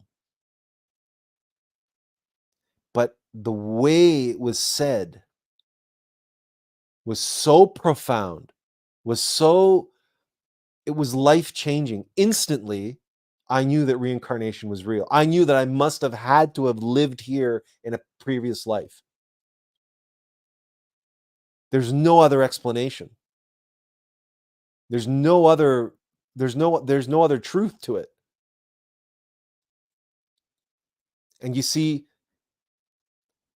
but the bearing, the direction came in a very, right, was not, it was when I arrived at the destination, when I had followed through and actually really embarked on that direction, that's when the profound validation came. But at the beginning, it was vague and it was subtle and was slight, and I had to rely on the words in the ad to guide me. So getting a bearing can happen this way. It's not a magical, life-changing, life-altering revelation at the first moment. No, it's something, it's like we describe in the book about technically, when the landing gear leaves the tarmac, technically you've achieved flight. But really, that threshold for flight, for technical flight, that you got off the ground, yeah, that applied to Orville and Wilbur Wright and Kitty Hawk. Okay, back in the early pioneering days of flight, that qualified as, yeah, you flew a couple hundred yards, and then you had to land again. Okay, so technically, we have these experiences, these moments of lucidity, these moments of clarity, and so on and so forth. But really, the whole point of a bearing is that before you can actually be on that new bearing and be on that new trajectory, you have to shift. You have to make the turn. And in that process of making that turn, that's an arc of degrees. It's like the dimmer switch that we describe in the introduction, right? The difference between an on-off switch and a dimmer switch. And everybody thinks that awakening is like an on-off switch. So you have some kind of awakening and boom, oh, I'm awake now. I'm enlightened. I'm a God already. Right? And no. No, you shifted the dimmer switch a millimeter or 1 degree. And yeah, technically, the light is on now. Technically, the light is illuminated. Technically, in the same way that technically Orville and Wilbur Wright got into the air. But the threshold for flight as a means of transportation, as a means of international transportation, what's the threshold? 20,000 feet? 30,000 feet? How many miles an hour? So even though you flick that dimmer switch and there's a little bit of light and the room is not completely in darkness anymore, you can't say that the room is lit. The room is still mostly in the dark. And that same analogy as it relates to awakening and being awake, as a dimmer switch, as an analog, as a function of an analog sliding scale, so too if you visualize a galleon or a ship, visualize the Titanic if you must. Okay, and how long it takes for a ship of that magnitude, of that size, to make a turn. Or if you've been on a certain trajectory for so long, you have a lot of momentum and a lot of weight, a lot of mass on your present bearing. That means you don't turn on a dime. You don't suddenly do a 90-degree turn. No, it's an arc, right? It takes time. And even while you start, getting into your new heading, if you think of those old galleons, those old ships like Master and Commander, the tall ships with the sails and everything, you got to adjust the rigging, and there's all kinds of stuff you have to do in order to settle in to that new direction and that new bearing. It's not a matter of just turning the wheel. There's hundreds of people on that boat making everything work and making everything happen. Turning the wheel is just turning the rudder. But you got to adjust everything, the sails and everything else, to catch the wind, to keep, propelling you forward on your new trajectory. We don't know a damn thing about sailing, mind you, so we wouldn't be able to do it in a real ship on real water, but we know that it's not as simple as being in a car and turning the wheel. And even then, if you drive an SUV, you're not turning on a dime, right?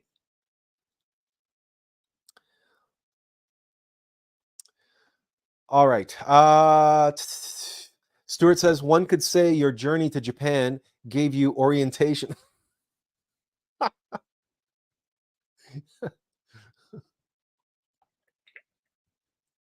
I tell you, Stuart, with these puns, you must be a blast at family get-togethers.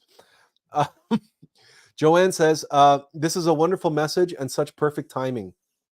I'm in the process of getting my bearings, so to speak, after a year of immersion in a difficult path and a long flu experience through Christmas until now. I'm committed to hearing and shifting to a new trajectory and feel a sense of renewing after the last 3 weeks of purge. I hope to keep my momentum strong because my ship is huge and the turn is big. Thank you for this powerful word. Well, you're very welcome. And by the way, we hope that you're on the mend and you feel better soon. We also had 3 weeks of flu just prior to Christmas, including pneumonia. So we had the exact same thing that our father had, but we believe that we had an opportunity to talk about this before, and that our father was in hospital for a week with pneumonia in isolation in the COVID ward, because of course it was COVID related, right? So, and to be honest, we're not 100%. We've had this nagging dry cough ever since. It's been annoying. So we hope that you're on the mend, that you feel better soon, and that if 2023 was a trying year and a difficult year and it was a burdensome year, don't be surprised that your body took advantage of a flu to basically knock you out, take you off your feet for a while. And if there's purging involved, then that's an aspect as well, because it was very much that for us, being that, we just coughed up this thing, and then our body's like, okay, uh, time for a break. You need a vacation. So, and we basically said as much on one of the previous live streams, where it was like, okay, you need a vacation. You're not going to worry about anything. You're not going to worry about marketing the book. You're not worrying about websites. You're not worrying about doing all this stuff. You're going to worry about resting and recovering and recuperating. And but we know you. We know what you're like, and we know this tremendous bearing that you do, this Atlas complex that you have. So we know that you're not going to take a vacation voluntarily, or you're not going to have the good sense to take a vacation. So we're going to take one for you, or make you take one, if that's the better expression. And really, it's just the body saying, "Oh, hang on a second. We hold your horses, right? We've we've we've carried you this whole time. We've done all this. We need we need some recovery time." And so yeah, so sometimes illness actually serves us in those ways. And if we have a bunch of accumulated negative emotions or energies or thought patterns or whatever, then yeah, sometimes our body will say, okay, time to purge that. And with pneumonia, there's quite a bit of purging from the lungs in that particular case, but the body has all sorts of different. Um, we don't have to get into the details. All the different ways that the body can purge stuff. So yeah, so if you're on the mend now and just in time for 2024, then it's like having a clean slate. It's like you've left 2023 behind, and you've gotten a bunch of stuff out of your system. So, and you've had a chance to rest and recuperate. So now, like you said, you're prepared and you're preparing to receive. So relax about it. Don't worry about things not showing up or not being immediate or whatever. Just respond to what does show up. And it might be very simple, very mundane, very apparently meaningless things. And just respond to them and do them and act on them as they arise. In the same way that the ad in the newspaper, Teach English in Japan, was just another ad for me to apply to. That's all it was. Yes, something spoke to me about it, for sure. But my mind interpreted it as, yeah, you know what? You took English in university. Yeah, you know what? You could do that. You could do that. And you know what? It might be nice to get away. That could be a real possibility. You can make some money and basically get a working holiday out of it. That's how my ego mind interpreted the intuition that I had while reading Teach English in Japan. So, but again, that was like starting to turn the chip. And then arriving on the new bearing, on the new trajectory, full steam ahead, that was stepping out of the train station. And that's when the being said, we're home. And that's when it really hit me about this new direction that we had taken. And it started to hit me as to all of the new directions and the new bearings that we had taken up to that point.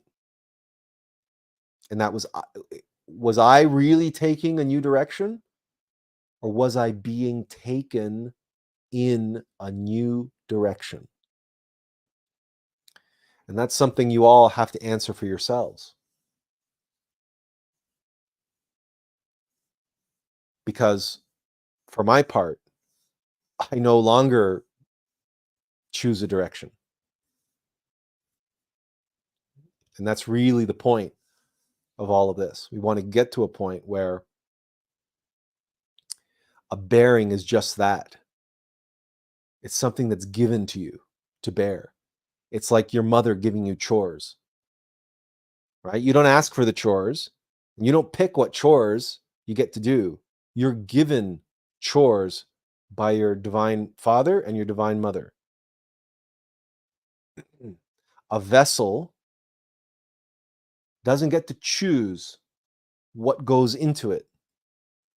A jug, it can be a vessel for wine, it can be a vessel for water.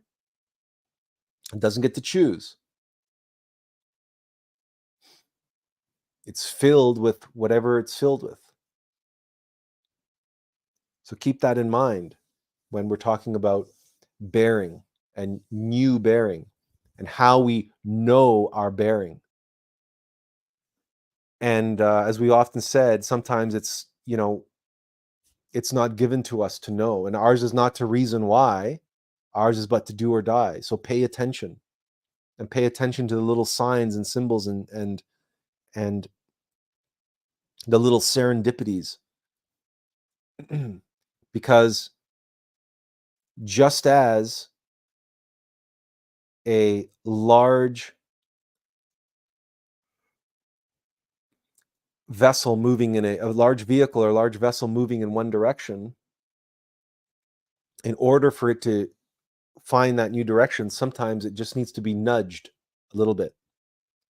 And it'll be nudged a little bit here, then nudged a little bit more, nudged a little bit more. And through a sequence of these little nudges, it will end up on that new trajectory in that new direction. And it might not even know it. Because each little nudge was so subtle and barely cumbersome, barely troublesome. Oh, I was doing this, and yeah, okay, and there's a little nudge and say, oh, don't go to work 6 days a week. Ask to reduce hours to 5 days a week, or see if you can go from full time to flex time, or see if you can go from working in the office 5 days a week to working from home 4 days a week or 3 days a week, right? It's a minor little change, right? A minor little nudge. But imagine you're at your job and you're given that opportunity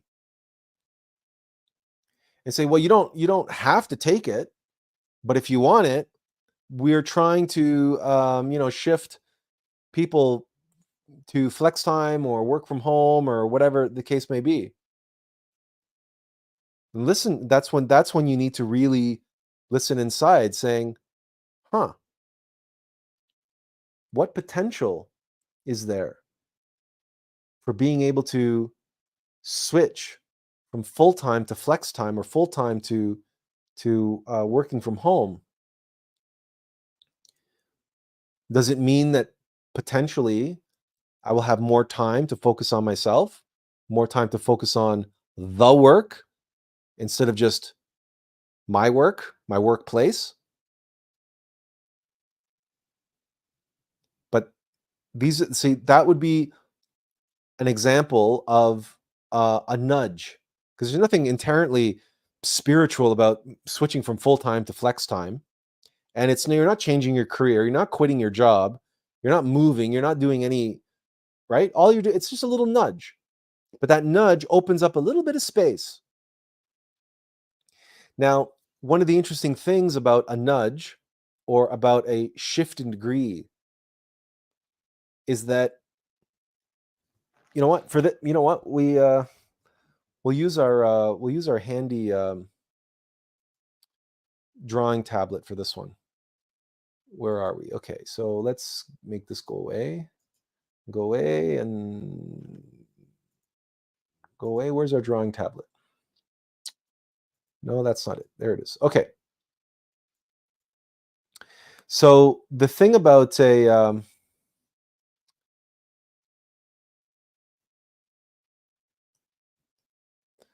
okay, so let's say you have a line.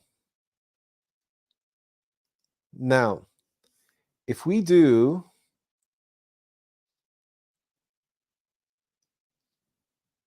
Let's undo that. No, oh, no, no, no, no, no, no, no, no. Okay.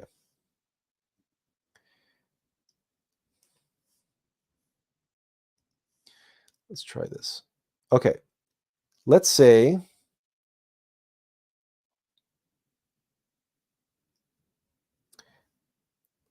we just do a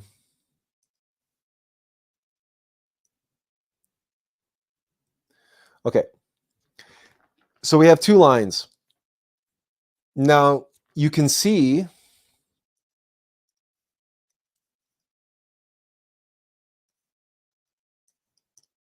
have we made a change? It's barely noticeable, right? You can barely see anything. This is what we would call, right, a nudge. Because you can barely notice it. But notice what happens the longer you go in time, right? The distance increases, right? The distance here, you can notice it now, but here you couldn't notice it. So sometimes all it takes is one little nudge plus time to get you to a very different destination.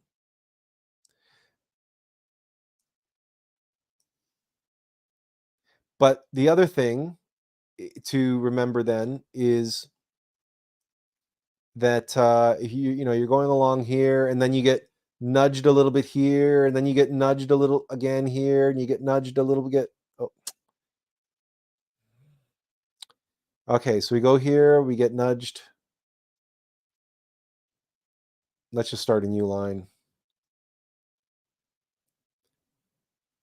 Right? And then we get nudged again. And then we get nudged again. So each one of these points along the arc, this looks dramatically different from that, right? But each point along the way, this angle here doesn't look like it's a change at all. And this angle to this angle is barely another change. And then this angle to this angle is barely another change. And from here to here, it's barely another change. This is what people call incremental, right?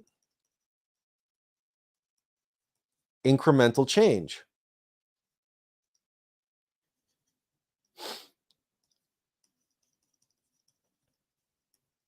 This also takes time.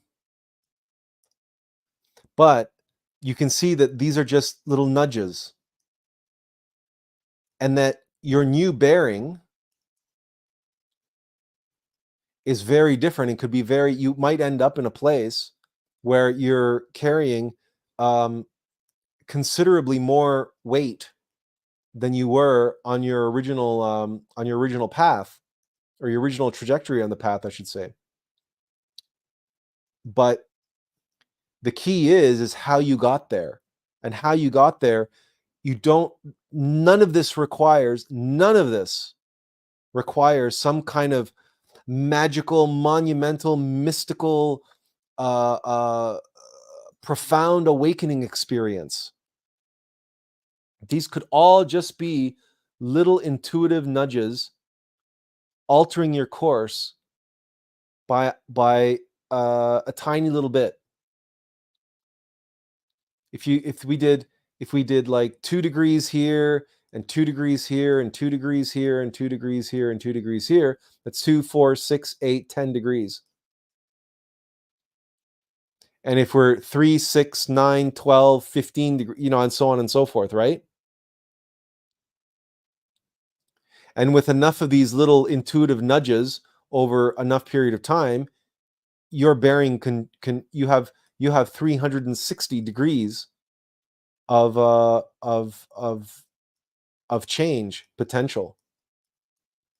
without any sort of life-changing, life-altering experience. And again, as in our case, if this was the ad, go teach in Japan, and if this was the interview, and then this was the training, and then this was getting hired,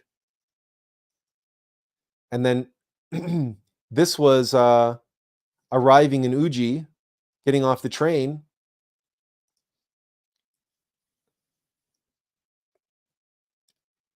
the mystical, magical experience we had, right? At this point, you're home, or oh no, sorry, it wasn't your home. We're home. You know what this did? This didn't change any trajectory. What it is galvanized. It locked it in with laser focus and precision. It's like etched in stone, this new trajectory, this new bearing, this experience of we're home. That magical, mystical experience didn't get us, didn't put us on the new trajectory. It told us we had made it. We had arrived on the new trajectory. And everything up until that point was just an intuitive nudge, right? Was each and every point was just a little intuitive, hardly worth mentioning. Oh yeah, sure, I had an intuition that I should apply to this ad, and oh yeah, of course I'll go to the interview if I got one, and oh yeah, well, I'll go to the training if it's available, and well, now I got the job. Well, why wouldn't I go? I need the money and I could use the vacation. It's going to be like a working holiday. And then boom, arrive in Uji and my life changes. And I'm committed now to that new trajectory, whatever it is that's waiting for me on that trajectory that I thought was all about going to teach English in Japan. It turned out that, right, all of these little intuitive nudges all of that was just an excuse to get me to Uji, to have this experience.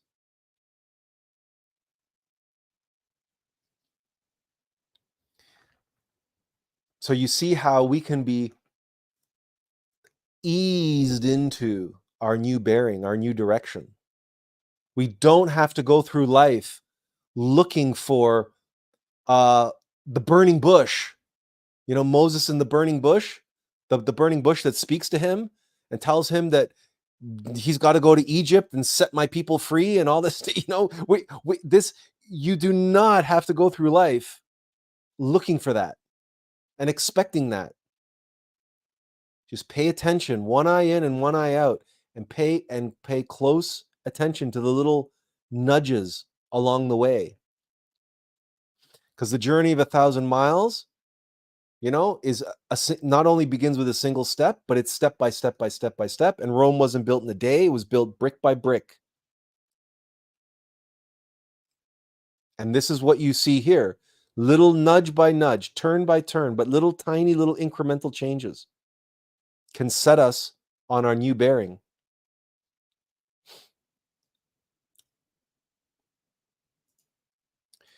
Mugaboo says, life is very hard and the responsibilities of weight heavy sometimes. However, the synchronicities and serendipities have proved to us the undeniable existence of divine reality. Absolutely, and that's why they're there. Because that's self-evident experiential knowledge. That is what we seek, right? Because we can't deny our experience. That's why, as a Catholic, I was very interested in Gnostic teachings. No, we do not believe or think that God exists. We know. Now, we do not believe or think God exists. We know. Exactly. And that's the point.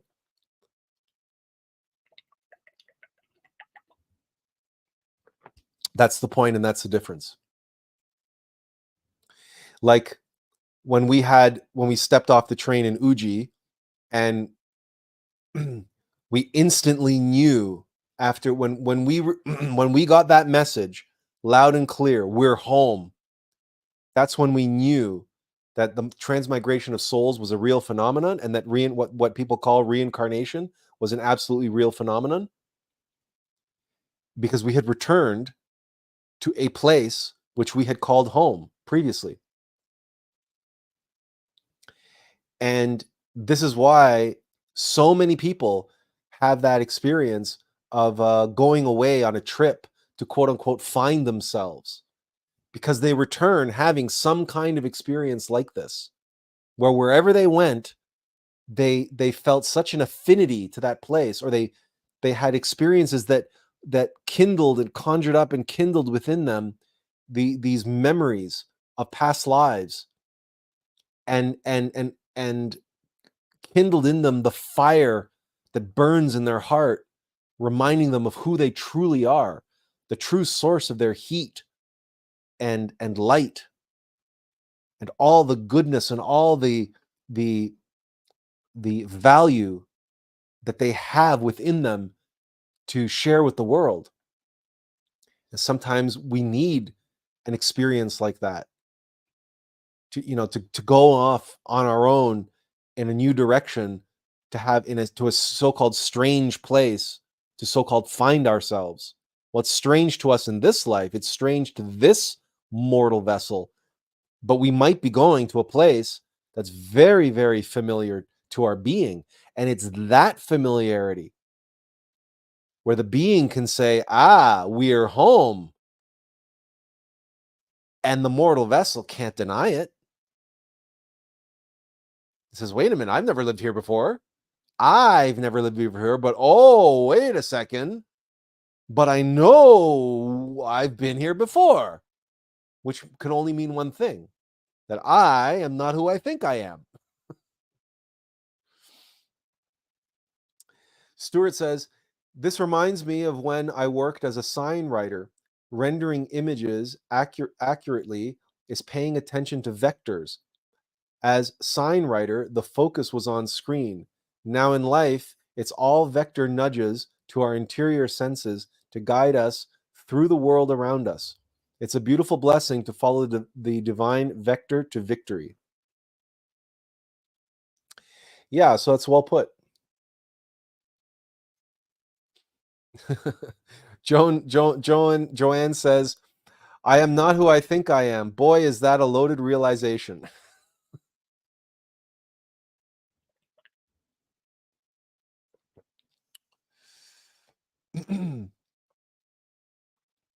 I am not really who I think I am, but at the same time, I am. So it's the experience of that when you're like, okay, so there's this other self, and it's that other self who runs the show, and I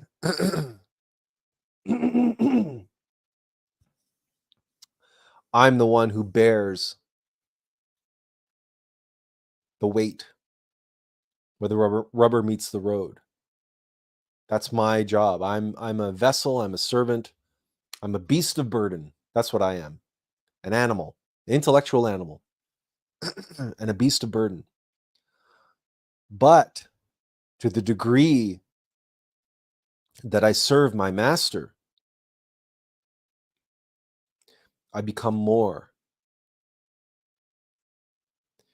To the degree that I do my duty,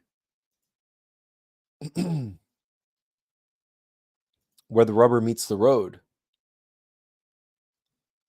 I become a part of something greater.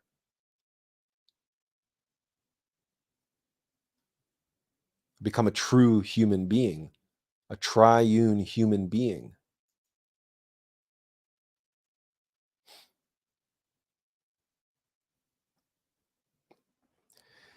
So we have to go easy on Stuart for all of his puns, because let's face it, this whole live stream has been about puns and the double meanings of what it means to have a bearing and to know that bearing, to have a new bearing with a K. It's been puns since the beginning. So it's only natural that Stuart responds in kind.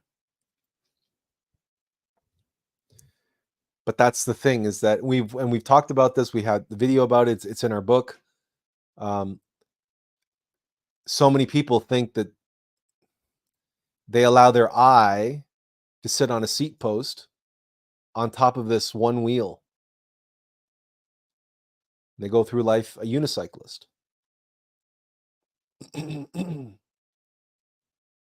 and if you use your imagination and just cut off the rest of this image and just you're left with one wheel.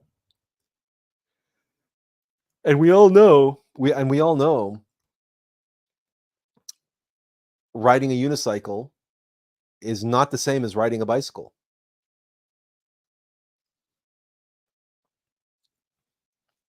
And all those people who think that they know who and what they are, and they're leaving 66% of their very existence, of their very being, is left on the cutting room floor. And they're trying to carry the weight of their bearing with 1/3 of their potential. They're trying to do it by themselves alone, and they end up, they end up following the ego's desires and what the ego wants to do and everything else. It's just a colossal mess. Joanne says, I was in the military for a long time, and we had to keep our bearing in accordance with the code. Losing one's bearing was a big no-no. So much to say on this, and I can't wait to listen to this again to obtain new rounds of insights. To lose one's bearing. Now, there's an interesting discussion to be had. There's an interesting angle to bring to the fore.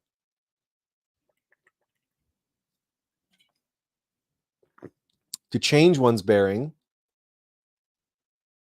but what about we lose our bearing? Well, to lose our bearing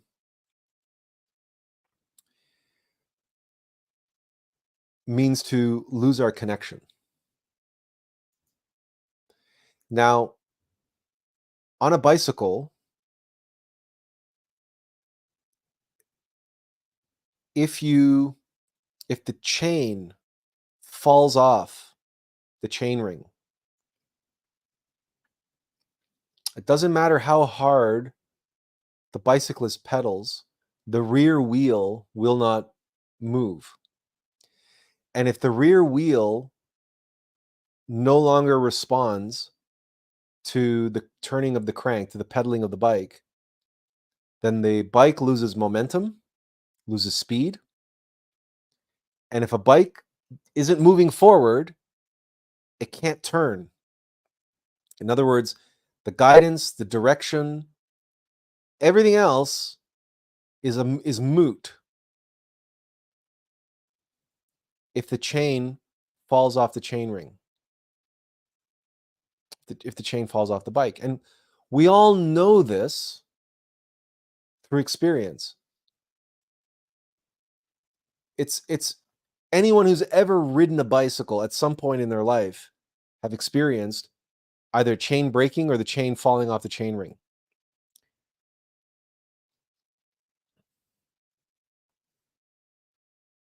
And as a child, probably sat there, because going around, why isn't the bike not going? Why is it not going? Right? We fell over, right? Because we didn't know how the bike worked. We were just, a few years old. And the first time the chain came off the bike and we were sitting there trying to pedal, we would just fall over.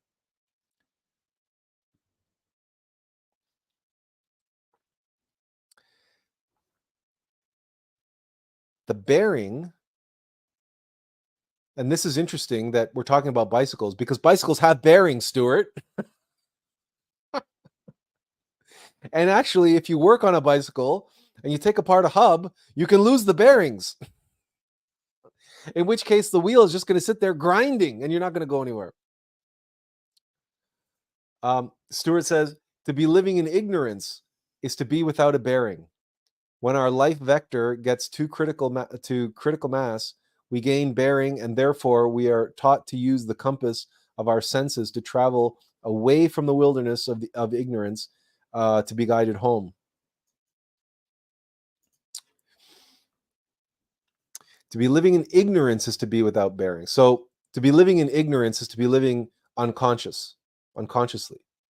It's exactly what we said, because we're using the analogy of the bicycle here, and its consciousness is our connection, is our link to the rest of the bike. Without it, we have no bearing because we're ignorant. We're ignorant of ourselves.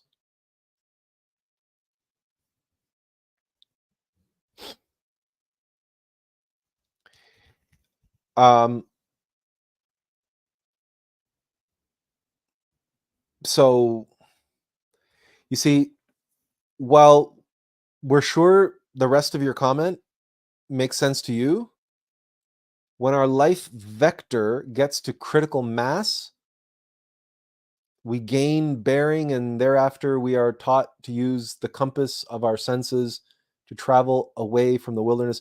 This may mean something to you, but I'll be honest with you, it doesn't mean anything to me. It doesn't mean anything to us. It's a lot of words and a lot of abstractions. But practically speaking, it doesn't mean anything because I don't even know what you mean by when our life vector gets to critical mass. That's right. That's why we like to use simple analogies. The chain falls off the bike falls over. You lose your connection to the rest of the bike. You're just a rear wheel. You become a unicycle.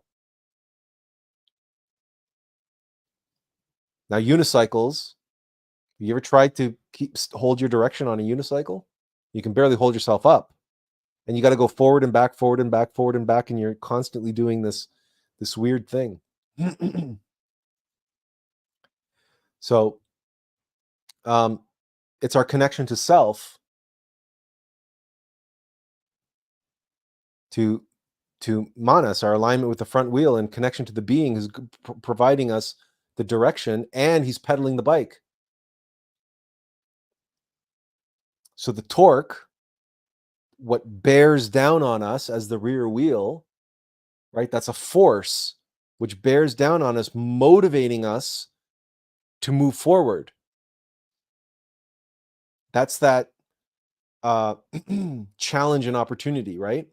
That we were talking about. It's the thing that causes us to overcome inertia if we're at rest. And whatever speed we are at, the force that causes us to accelerate comes from our being. It comes from the pedals. And it's delivered through the chain, and the chain is that links us is consciousness.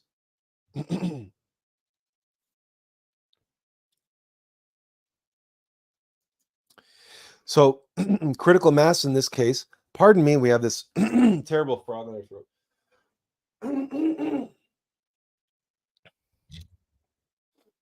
When we say we're not 100%, we really mean that this pneumonia that we had really messed up our we're so glad that we got the audiobook in the can before we got sick, because we can't imagine and that we have all of the text of the audiobook to make videos with now, because we can't imagine trying to do videos with all of this crazy. I mean, look, just even with this live stream, all this crazy gunk still coming up from our lungs and our bronchioli and everything else.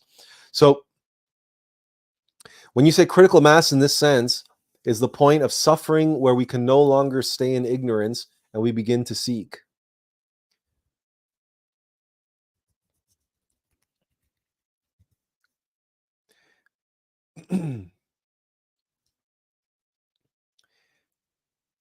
Yeah, so from that point, from that perspective,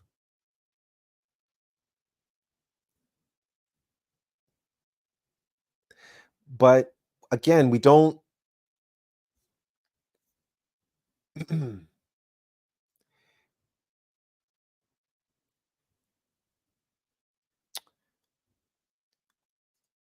what we are is we're up against a baffle that we can't get over, that we can't get past. The reason why this comment was nonsensical, because when you say our life vector gets to critical mass, life vector means your direction is in some kind of critical mass. So in this case, critical mass in this sense is the point of suffering. So the direction that you're heading in, the critical mass is suffering. And then what are you seeking? Well, if you follow our analogy and the alm of life, and life is baffling, what's happening is the critical mass that you're describing, it's not a vector, it's a downward spiral. And the critical mass is the compression, it's the imploding of life. It's the critical mass that comes from the implosion of bumping up against a baffle that causes you to swirl in on yourself and fall into a downward spiral that you can't seem to get out of. You can't get past this baffle. When you're stuck in a downward spiral and you can't get past the baffle, and all of this suffering reaches a critical mass because you're in that, you hit rock bottom. And that's not when you begin to seek, that's when you begin to surrender. And when you surrender and you say, I'll do anything. Get me out of this pit of hell that I'm in. Get me out of this downward spiral that I'm in. Get me out of this rock bottom seventh level of hell that I've descended into. Help me pass this baffle that I can't get past.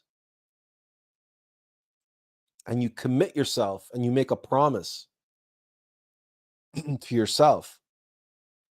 You help me get past this baffle and I'll start listening to you all the time. Because clearly I'm not qualified to get past this baffle. But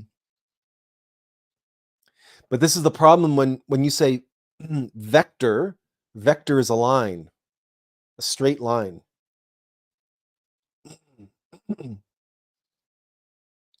Straight line with critical mass, it's okay. Again, made sense to you. But put it in the context of what is causing the critical mass of suffering. There's a process that's taking place. A straight line, undisturbed, will go on into infinity.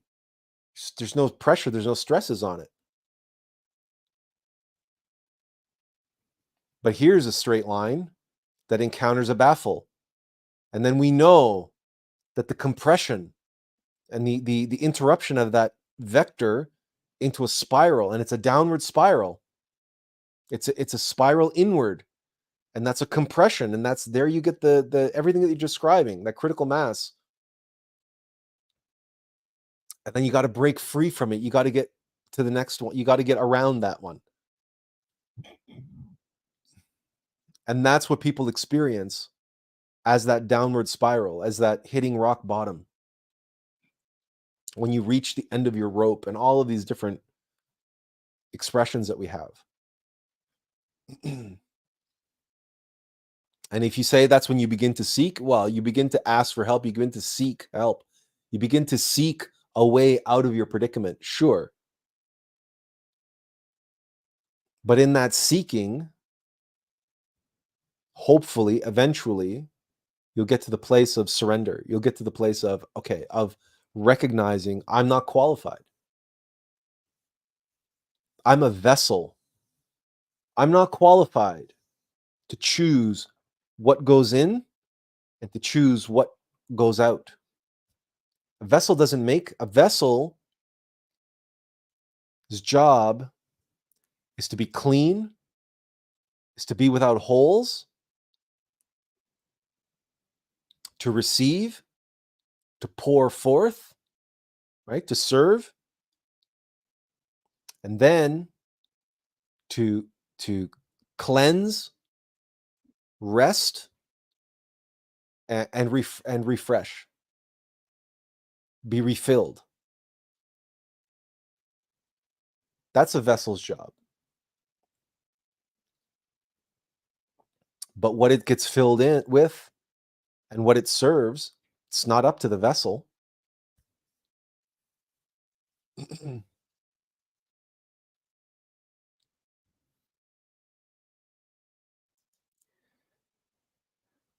Stuart says, appreciate the clarity given to my nonsensical comment.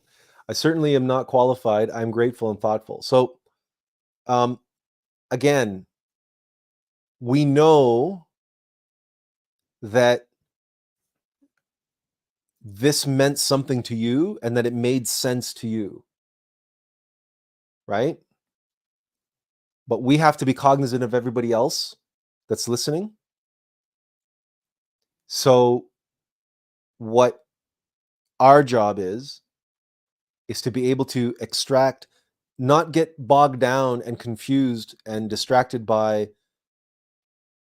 the letter of the word, the letter of the law, but instead get to the spirit of the law, right? That's the, you know how there are people who love to get bogged down in the details, right? There are people who study law because they study it because they love the letter of the law. Those are, you guys have barristers and solicitors in the UK. So basically here we call them like there's paper law, and then there's trial lawyers. There's trial lawyers, and then there's the lawyers that write contracts and stuff, that do the legalese and write the contracts and stuff. And those are two very different mindsets. So we know that you are connected to the spirit, but we wanted to get your comment translated into an expression that everybody could understand.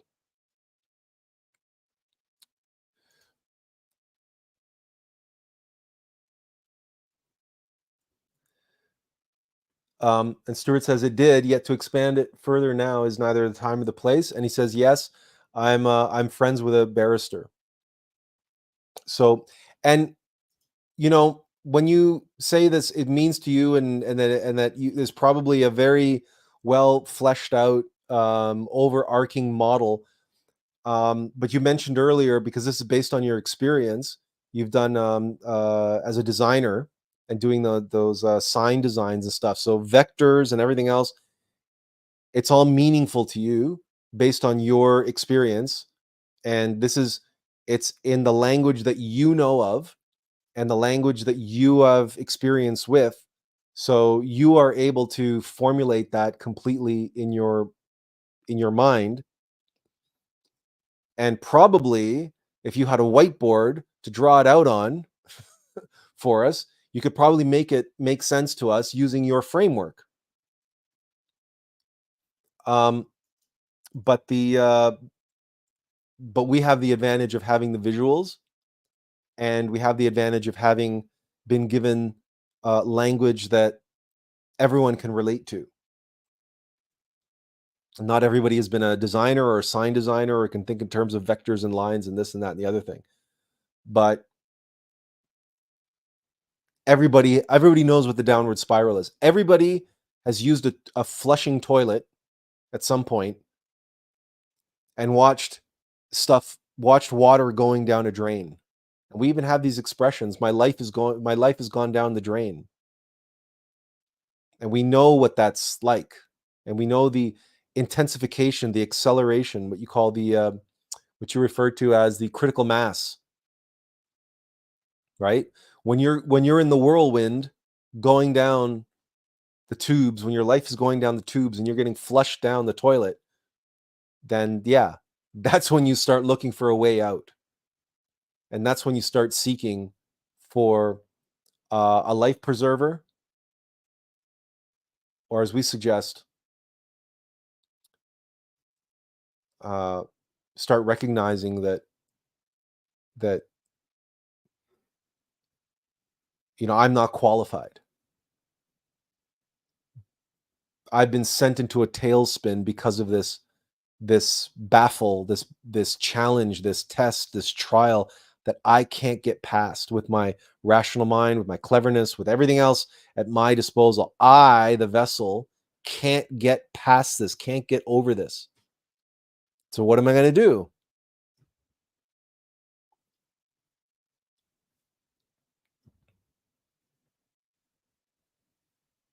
I can't get over this as a unicyclist.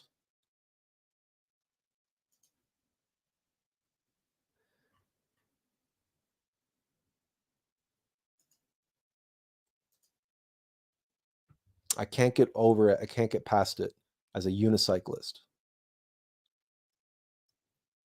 But none of us have to remain unicyclists. Stuart says, he says, I've also had 3 years living as a hermit, and these have been my first few months of rehab into society. I've had long periods of not speaking. Your patience, everybody's patience is appreciated. uh,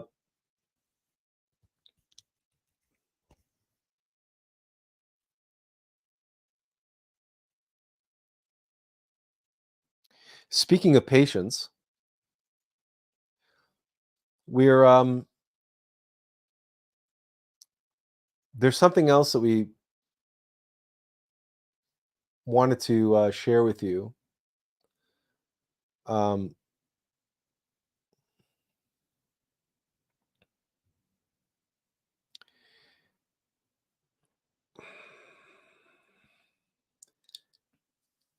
it was on Facebook. Someone was replying and responding, and this is kind of the crux of what we're talking about right now.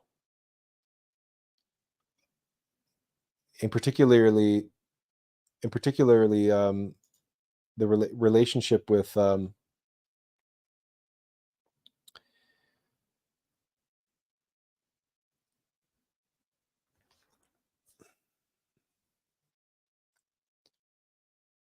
being a unicyclist, and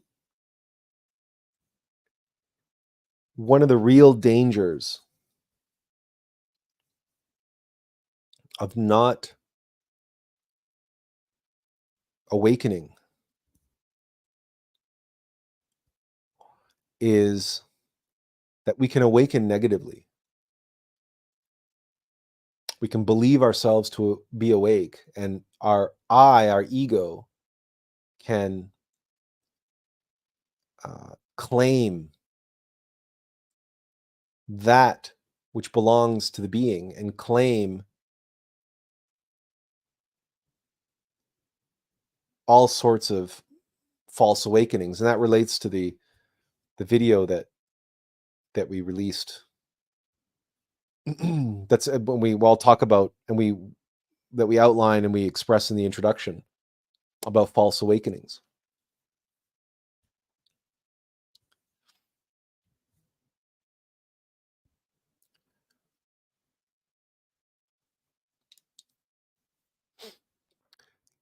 We were in an exchange with someone on Facebook, and we were expressing with them the meaning of true faith, and connecting to one's innermost being, connecting to one's true self, and so on and so forth.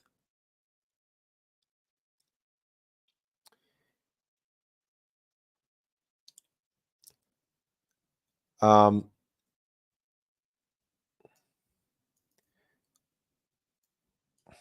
we'll just do that. Hopefully, there's not too many swear words in this, but This is someone's not reply, reaction to us. Um, this person saying,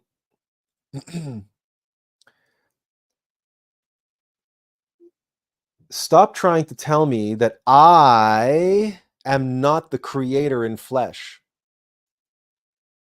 Your ego is getting in the way of me telling you that I effing understand duality.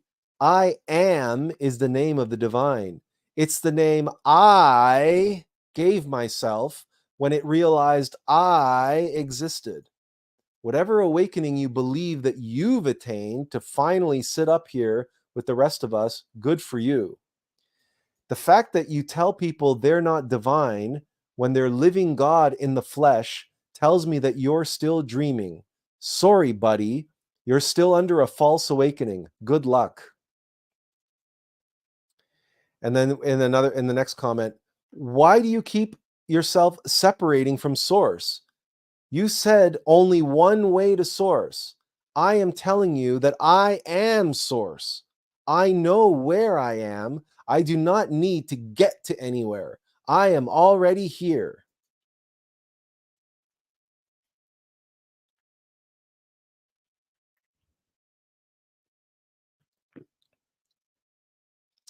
Just listen to this.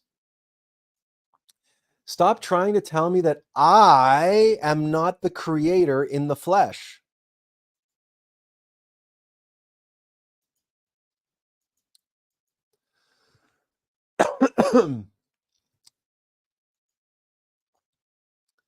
this this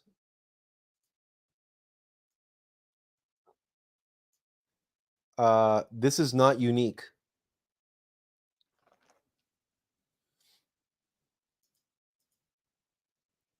This is not unique at all. Um, this is the standard model for the new age. This is what they preach. This is what they teach. This is what they believe.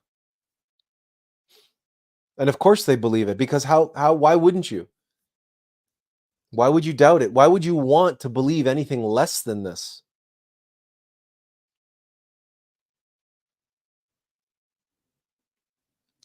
And when she says, uh, "You said there was only one way to source," right? And I said, "It's through your higher self." She said, "I am telling you that I am source. I don't have to get anywhere. I'm already here. I am already here."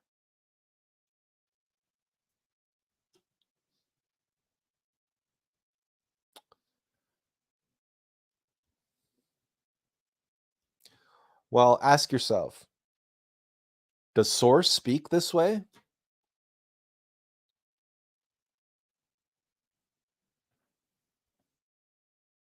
Is this how the Christ speaks? Do you hear Christ in this?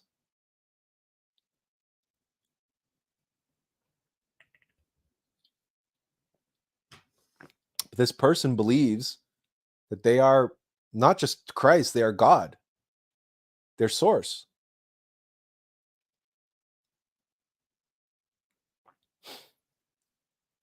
And they're lost.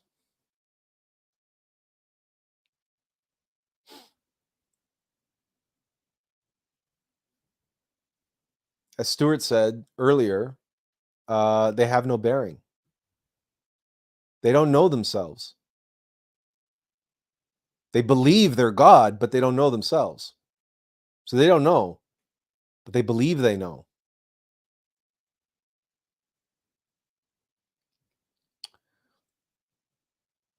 It's actually, they're not exclamation marks. These are eyes. She's repeating I. She's dragging it out, so you can hear her saying I.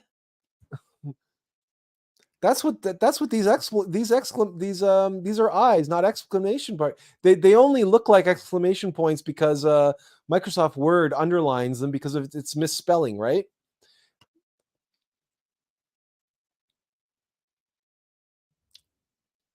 And of course she's yelling here, right? So with the capital letters, but yeah, so my ego is getting in the way. My ego is getting in the way of her telling me that she effing understands duality and that I am is the name of the divine, right? It's the name I gave myself when it realized I existed.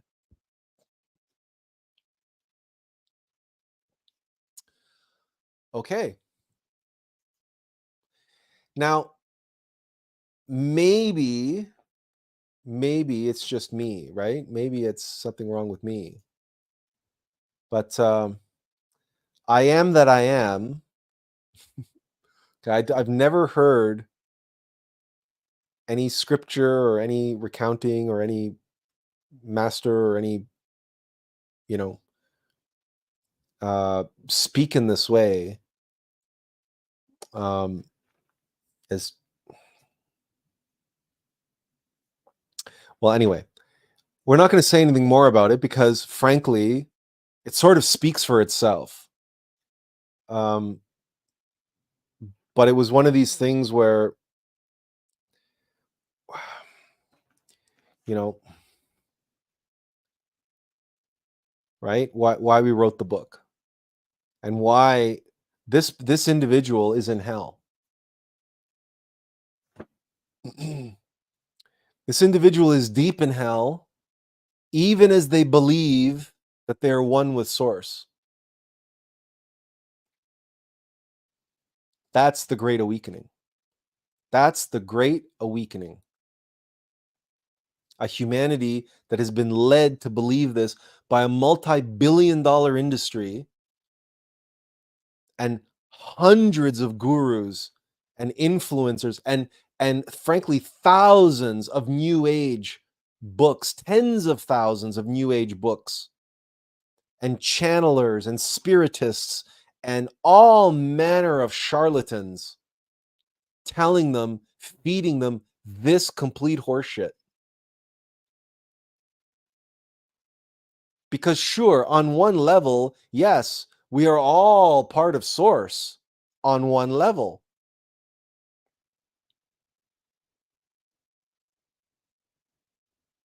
In the same way that a seed is part of the forest.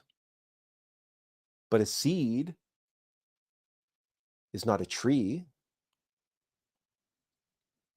A seed fell from trees. It's made of the stuff of trees. It even has tree DNA. But a seed is only a tree in potentiality.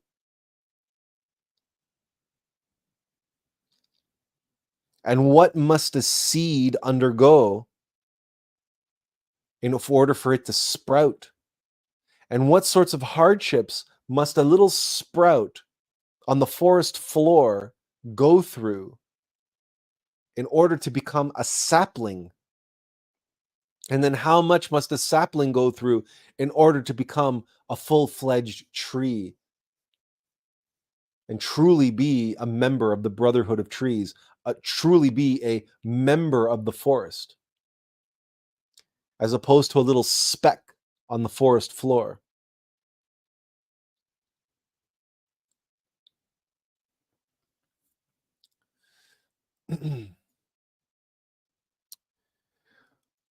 Mugaboo says, today I'm in a great mood and I am grateful.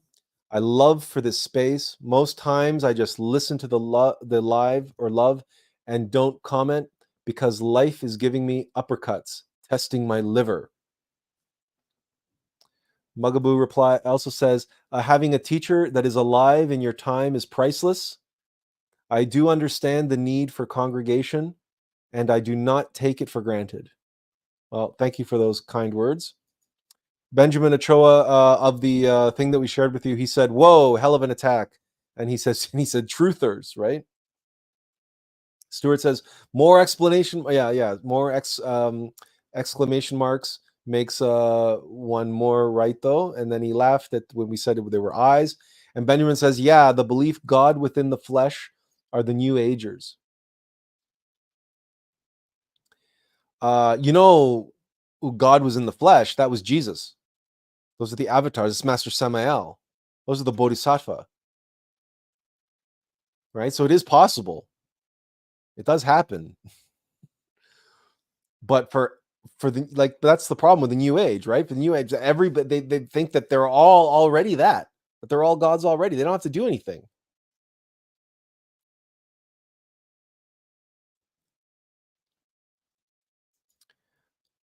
So that's a great awakening. If you are not going to the gym every day, not every day. If you're not exercising regularly and going to the gym and lifting weights, if you're not undertaking and experiencing life as this,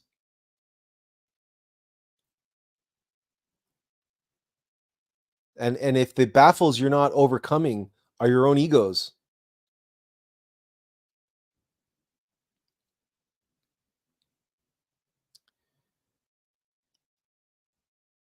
well, then you're atrophying, you're weakening. As you get older, if you don't work your muscles, if you don't lift weights, your muscles are going to atrophy. You're going to get weaker. It's just the way it is. It's the same thing spiritually. But the New Agers think that they can fall up a mountain. Stuart says, Mugaboo, sending love and wellness to you. We as well, Mugaboo, we wanted to, we should, this whole life is giving me uppercuts and testing my liver. We hope that that's not a medical situation. We hope that that was some sort of allegory or symbolism of something, but we hope whatever life is putting you through, that you're as Stuart suggests here, that you're going to get better. You're going to feel better soon.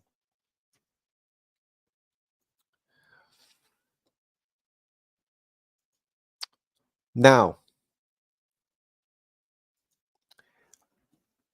a lot of you have been asking about signed copies of this. So I looked into it, and so far, from Canada Post, I have shipping costs, $20 to ship it across Canada, $30 to ship it to the US, and $60 to ship it to Europe. Now, that's like 7-day shipping, like somewhere between like 7 days. To ship it overseas, we could send it surface for about $20, but then it's going to take 6 to 8 weeks to arrive. 6 to 8 weeks, so it could be 2 months. Now that's Canada Post. We haven't looked into other shipping arrangements yet, but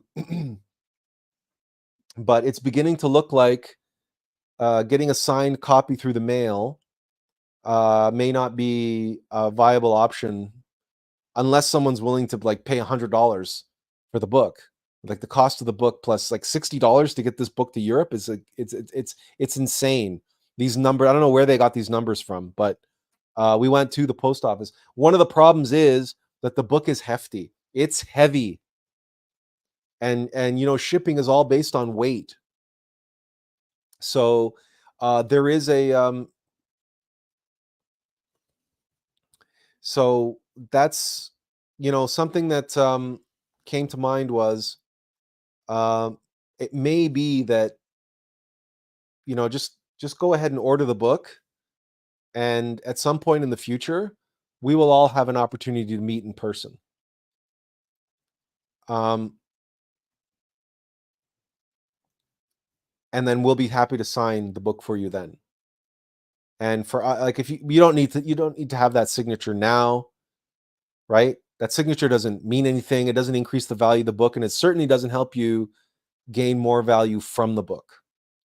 So go and get your copy or your e-copy or your audiobook copy, whatever it is you prefer. And at some point in the future, we will have an opportunity to meet in person. I don't know when, I don't know how, but I guarantee you that sooner or later it'll happen. And then bring your copy of the book with you, and we will be happy to sign it then. Unless someone really, really, really wants one and doesn't care how much it costs, or is willing to wait 2 months, 6 weeks to 2 months to get it if you're overseas. Or if you're in the States and really want one, it's $30 Canadian. So what's that in US money? 25, something like 20 or 25 bucks. We would have to look into, like, to get it any cheaper than that, we would have to look at alternate shipping companies. They would have to be able to come and pick it up, because we don't have a vehicle, so it's very hard for us to get to their shipping depot, wherever it may be. But if we spend some time looking into it, we might be able to get these shipping costs down somewhat. But then it took us 18 days for our copy to arrive from the printing company, and then it's at least another week after that. So it could be something like 3 weeks. Could be something like a month. But if you don't mind the wait, and if you have the money and you don't mind the wait, and you still really want a copy, get in touch with us personally, via Facebook. We are not going to get involved in this with the website. We are not going to create a store. We're not going to take payments and credit card numbers and all this stuff and the logistics and everything else and open it up to the public, because this is, in our mind, it's just an outrageous expense for something that, frankly, if it's just the signature you want, send us your address and we'll send you a postcard and we'll sign it. Right? Or something like that. But the notion of us shipping something like this around this size, it's turning out to be a bit of a logistical nightmare, but mostly it's the expense. And we just don't feel comfortable um, uh, with that kind of expense, unless we can find something cheaper. But we're not Amazon, right? So we don't have that. We don't own a worldwide shipping.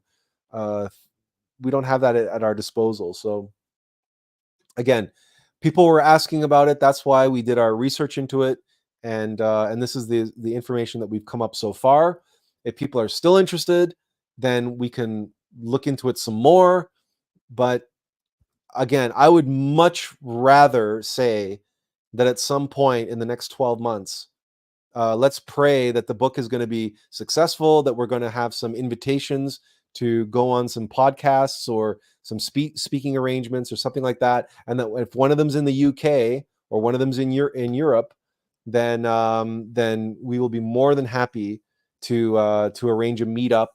We'll do our event or whatever, and we'll try to arrange a meetup and try to get people together. And then because that would be more meaningful for us, right? And would be much more meaningful for us to sign a copy and give it into your hands, right? That to us would be that much more meaningful. And just imagine the conversation that we could have if we could be face to face, right? So that's our preference. And if you're not in a hurry to get that signature, then sometime in the next few years, let's just make it happen. Let's just will it into being. And if you really want to make that happen sooner rather than later, then we remind you that everything that we post on Facebook or on YouTube or anything that you watch, it's all going to be shareable. So please share it with others, because you will be helping to make the book more popular. We'll get into more people's hands, and people need to see it.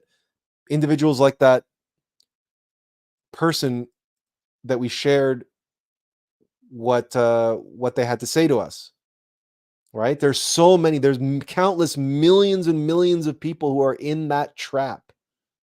They are caught up in the Great Awakening. We wrote this book for them, but they're not going to take our word for it, right? They're not going to pick it up and read it just because we told them that they need to. They need to hear it from others. They need to hear it from people that they know, that they trust.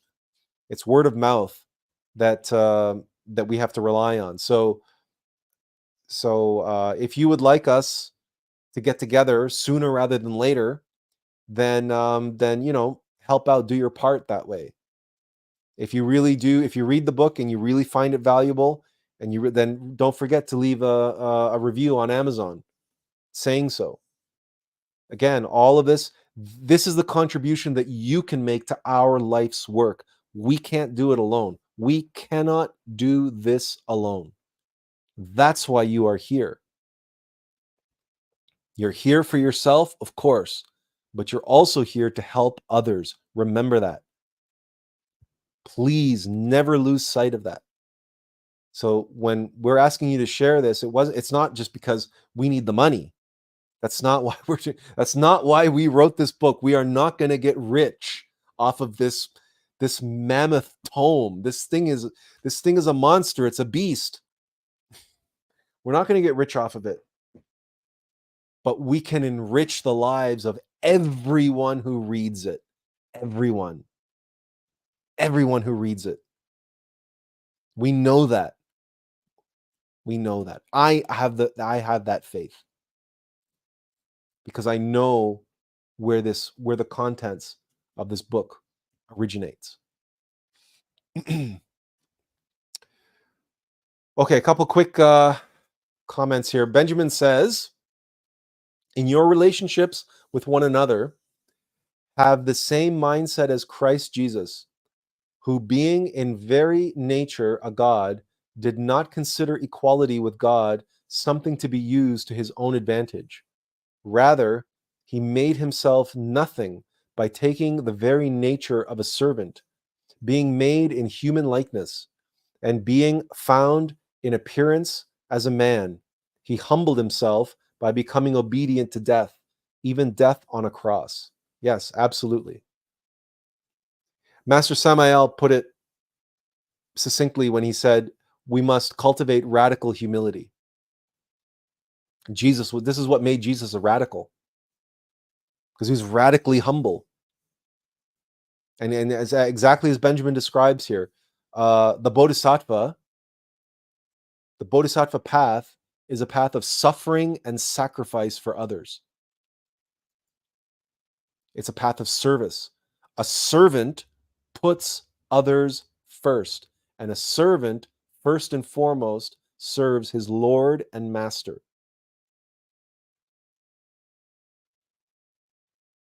A servant serves others, serves the guests, right?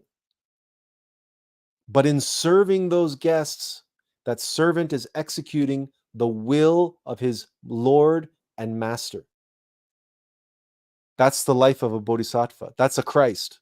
Christ is the Son of God. I serve my Father in heaven. But his service was defined by sacrifice and suffering for others, and great humility, and healing the sick, and all the other miracles and everything that Jesus performed, and all the teachings and everything else. He never asked anything in return, because, like any servant who serves his Lord and Master, our reward comes from within. Our reward comes from our Lord and Master. So everyone is our guest, and we serve everyone graciously, humble, with humility, and unconditionally. And if we entered into this path of service, then we did so because that path is our greatest joy and our greatest bliss, is that opportunity to serve. It's like the line that Lumiere sings in Beauty and the Beast. Life is so unnerving for a servant who's not serving. He's not whole without a soul to wait upon. A servant has no purpose for being if he has no one to serve. This represents our service. This is a living physical embodiment. And now we need to hit the road and get out there in the world and put a voice to this. Yes, it's on the audiobook. Of course, we read the audiobook, but it's where the rubber meets the road, right? We have more work to do. And to get this into the hands of as many people as possible who need to read it, because they need to hear what's in it. They need to take it to heart. They need to know what in hell is with us and what in hell is with them.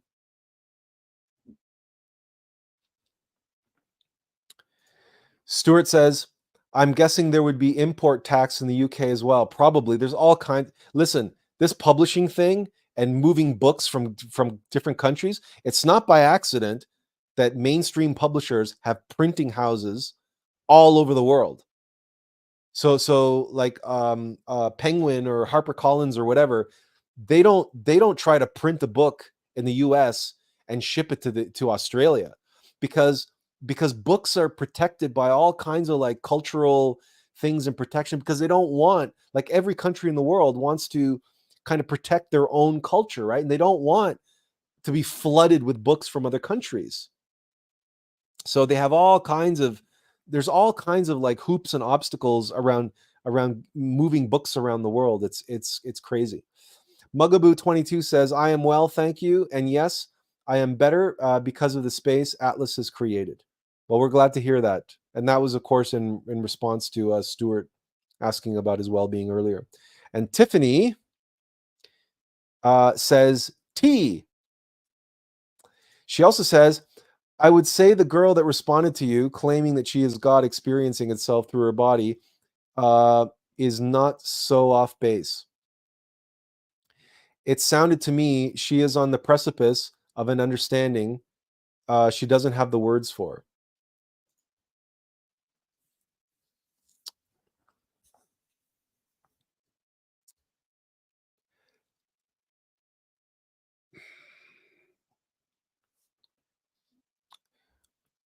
We might agree with you had we not been there ourselves, and had we not had that attitude. And let me just say, from my perspective as a mortal person, right? I was nowhere near on the precipice of an understanding that I didn't have the words for. No, I was completely roped in and duped by the propaganda of a new age that wants people to awaken negatively as their ego, that wants people to believe the I, this self, this personality, can ascend, 5D ascension and all the rest of it. And that I, this personality, am one with source. No, I am not. You are not. None of us are. We are mortal vessels. We are characters in a video game. We do not get to leave the game. And if we do not know our innermost player, and if we are not performing the actions that our innermost player is putting into the controller, then we are an NPC, a non-player character. And we are being controlled by malevolent AI that is designed to be the opposition, to be our adversary in this game. So no, Tiffany, under no circumstances is this person standing on the precipice of an understanding that she doesn't have the words for. No, she has the words for him, all right, but she's speaking them as her I, as her ego. Her I is speaking for her. She's speaking as a mortal vessel. She's saying, I'm a character in this game and I'm one with God and I'm the universe and I'm going to do this and I'm going to ascend and I. And don't effing tell me about duality, because it's all just intellectual. It's all in her head. She knows everything. She doesn't have an understanding that she doesn't have the words for. She already knows it all because she's drunk the Kool-Aid. She's drunk the Kool-Aid because that's what the new age pumps into everybody's head. Because in Scripture and else you will find in Scripture, in the Gospels, and in the teachings of Jesus and other masters, you will hear those words uttered. Know ye not that ye are gods?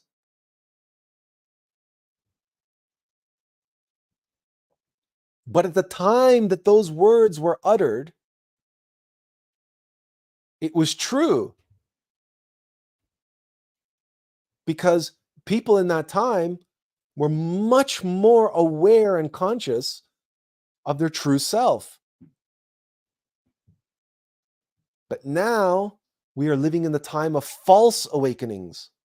We are living in the time when people fervently believe that their I of their ego and their personality is the true self. And like that individual who responded to us. And look, we're not making it up. She says so. In fact, she so emphatically said so. We didn't share with you the whole exchange. But perhaps we might show you what actually triggered the exchange to begin with. What triggered her?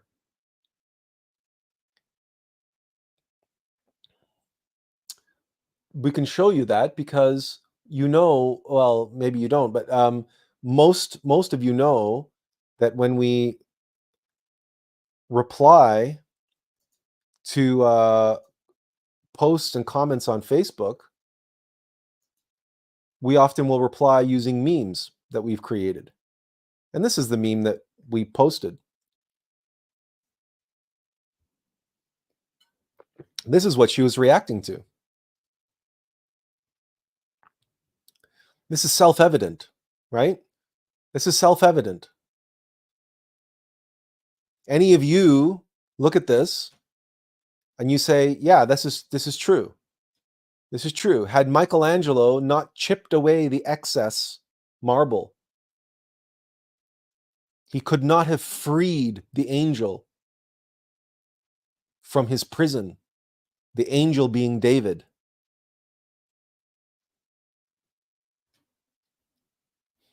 We all know this. This is self-evident. But the New Age has people, these blocks of marble, walking around believing that they are David, that there's a David in there. Great. Show him to me. And when you say that, and you challenge them on that,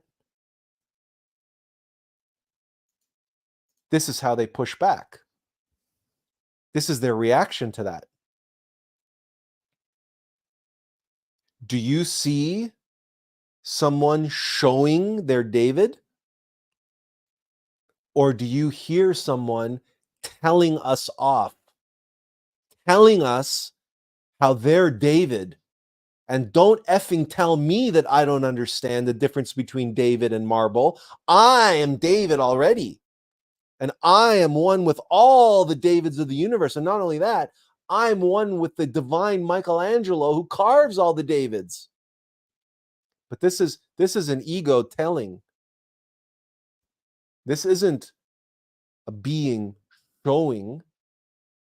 This isn't a David speaking.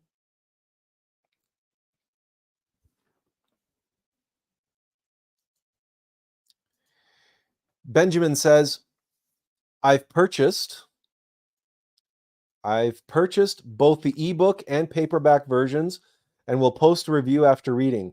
I hope you can join other truth seekers on their podcast to further promote your book. Well, we're hoping. We're doing our part.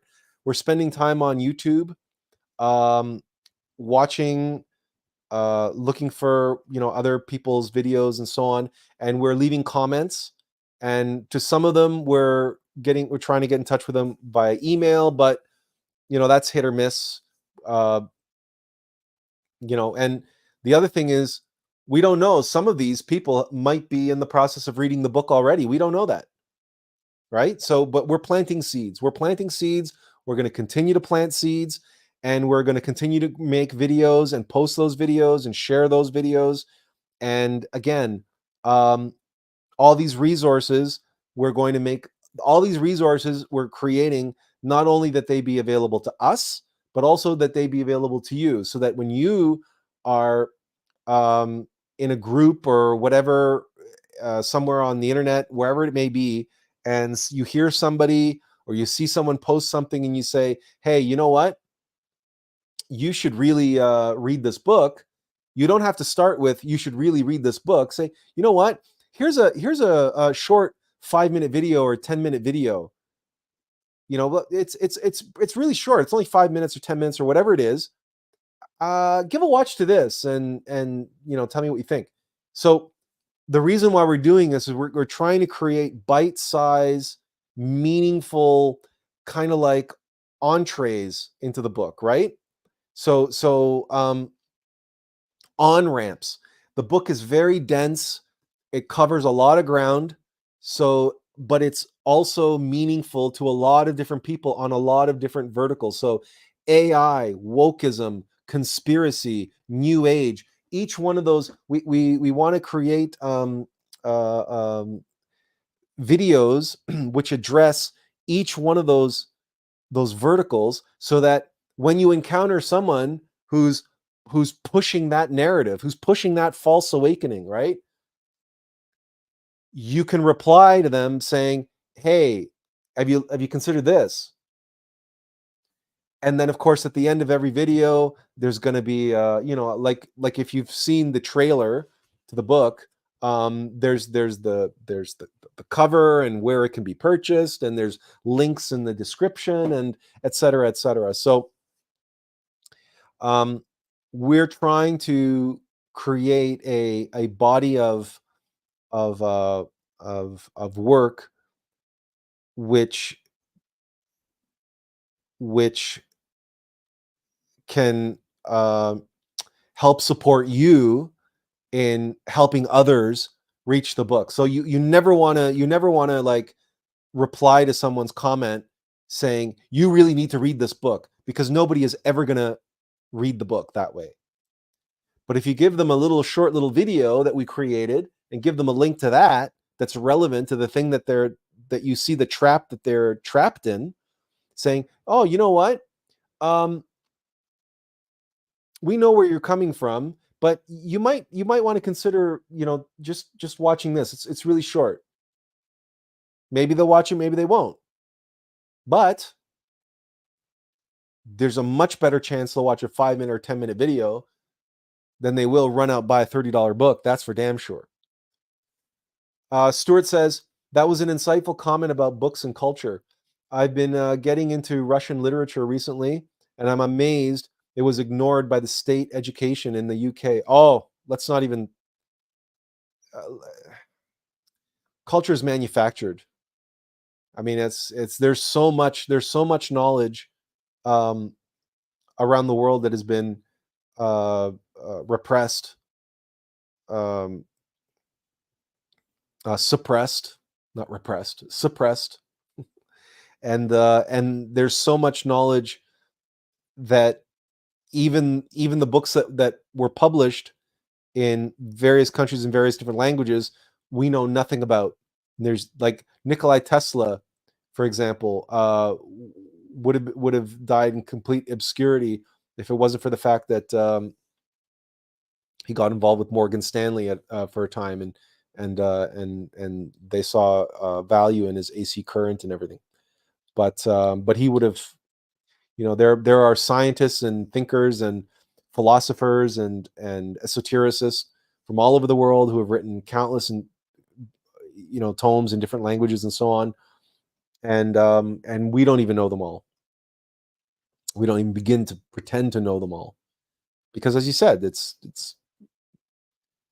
the English speaking world was not particularly interested in translating, except those books which it was interested in translating. So, you know. And Stuart says the local library doesn't stock Russian authors either. So this isn't just state education. The reader must go and seek non-culturally approved author's bit appears. Now, keep in mind that the internet is a great place to find obscure texts and gain access to obscure texts. So that's one of the advantages that we have that we never used to have. Benjamin says, the sign that the person doesn't want to do the work, but fall uphill, as you said earlier. Yeah. And Benjamin says, I will be purchasing the audio for sure. And Tiffany says, thank you for providing more of the backstory on that person's response. Yeah, no, it's our, we didn't want to share the whole thing because, I mean, you don't want to get involved in the whole drama. It's just we encounter this all the time. And it breaks our heart. It breaks our heart because they're caught up in the Great Awakening. And if they actually do serious work on trying to awaken their consciousness from that point of view, in that mentality, with that attitude, and they're trying to manifest their desires, and they're trying to enhance their orgasms with black tantra and doing all this stuff, they're actively awakening as a demon. They're actively awakening as a demon. So forget about remaining asleep. But the New Age is actually encouraging individuals to awaken as Hasnamussen, first and foremost, and then bona fide awakened demons. Hasnamussen, we have a live stream explaining that. It was the second or third live stream in 2023 on demi-humans. And there's a centaur. A couple centaurs on the thumbnail. But it was the second or third live stream of 2023. So it's just basically just about a year ago. We did a live stream of Hasnamussen. Hasnamussen is someone with dual centers of gravity. So they're awakening simultaneously as their innermost being and their ego. So, but the problem with that is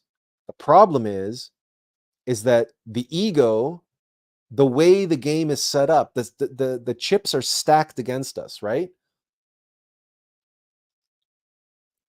It is easier to fall down a mountain than it is to climb up. Okay, the game is designed this way, which means that if you're awakening simultaneously as your being and your ego, the ego will be stronger and will prevent you from continuing to awaken as your being. It's just the way it is, because it's easier for your ego to awaken than it is for the being. It's easier to become a demon than it is to become an angel. That's just the way the game has been designed. It's not 50-50. It's not. Because if it was, it would be just as easy to climb a mountain as it is to fall down. But we all know that's not the case. And that's one of the reasons why we use the analogy of flight in the introduction of our book as an analogy to consciousness. It takes no effort to remain on the ground, and it takes no effort to crash a plane. Zero effort. But look at the effort it takes to fly. We should always remember that. Never lose sight of that. This is an uphill battle for each and every one of us. No one and nothing will ever awaken just because, mechanically, naturally. It does not happen. You can only awaken negatively that way. Why? Because that's mechanical nature works that way. Mechanical nature works automatically, deterministically. And determinism is the antithesis of true spirituality. This is what we explain and go into such depth in our book. And why No one has really, to the best of our knowledge, no one has really done this in this way to eliminate all this horseshit about good and evil and right and wrong and this, and get it right down to brass tacks. That's physical and metaphysical objective fact that no one can dispute. If they do dispute it, guess what? They're lost. They're ruled by mechanical ego. They're already in the trap. They're already in the prison of determinism, and they can't break out of it. Because it's that determinism, that prison, that refuses to allow people to become aware and conscious of the prison that they're in. So, but the game is stacked against us by design. So this is not an exercise of frivolity, of rainbows and unicorns, of having psychedelic trips and having crystals and having all this what do you call it, ecstatic dance and just feeling good and taking your psychedelics or you're smoking your weed and just feeling groovy, man, and connecting with one in spirit and feeling one with everything and blah blah blah blah blah. Horseshit.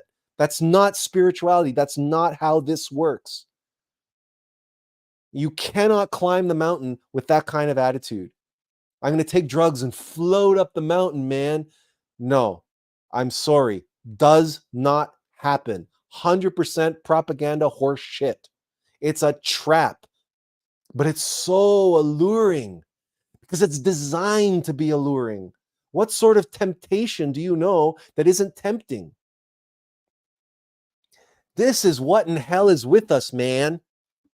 This is the hard truth.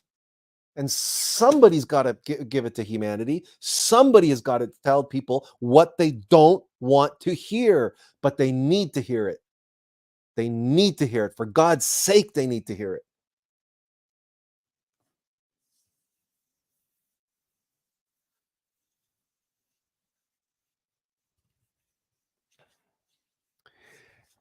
Does anyone have any questions?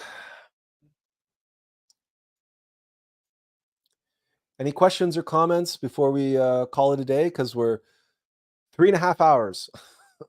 Oh, by the way, we wanted to let you know that remember a few weeks back, before Christmas, actually, we did a live stream on Leave the World Behind, but it was taken off YouTube for a copyright violation.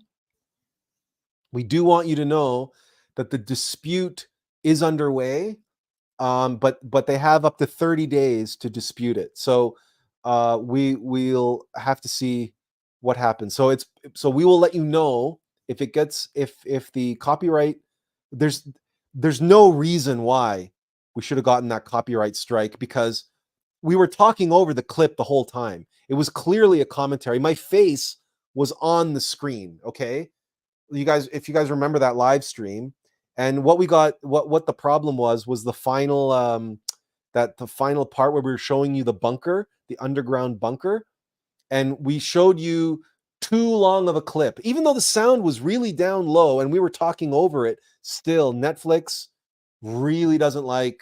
And remember, we even commented in the video, well, we better cut it off now because we don't want to get copyright strike. Well, we got a copyright strike. So but the dispute is underway. We're disputing it on the grounds of fair use. We can't see them denying it. Like the sound is down. We're on the screen. We're commenting on what is on the screen, and it's in a frame on the screen. So we're counting on that they're going to let it slide. If not, we've downloaded the video from StreamYard, so we have the original. We will repost the video with the frame blacked out or made fuzzy or made black and white. We will put a filter on it, and we will completely we will put some like background music or something to try to obscure it some more, and then we'll repost the whole thing, and then we'll let you know that we've reposted it. We'll make a notification on our Facebook page that it's back up. But that video will be back online on YouTube if you haven't had a chance to see it. So just letting you know that the dispute process is underway. It can take as long as a month. Yada yada yada. The rest we won't repeat ourselves. Benjamin says, the people who are into enhancing their orgasms through Black Tantra have all the tendency to join Epstein's Islands list and go drinking adrenochrome. That's correct. That's correct. Tiffany says, thank you. You're welcome, Tiffany. Thank you for being here. Thank all of you for being here. And if there are no more questions, then we will thank you all one last time and say goodbye. But we'll give you a couple more. We'll give you a couple more minutes to type if there are. If there's anything anyone wants to ask or say, then please give you a couple more minutes to get into the computer.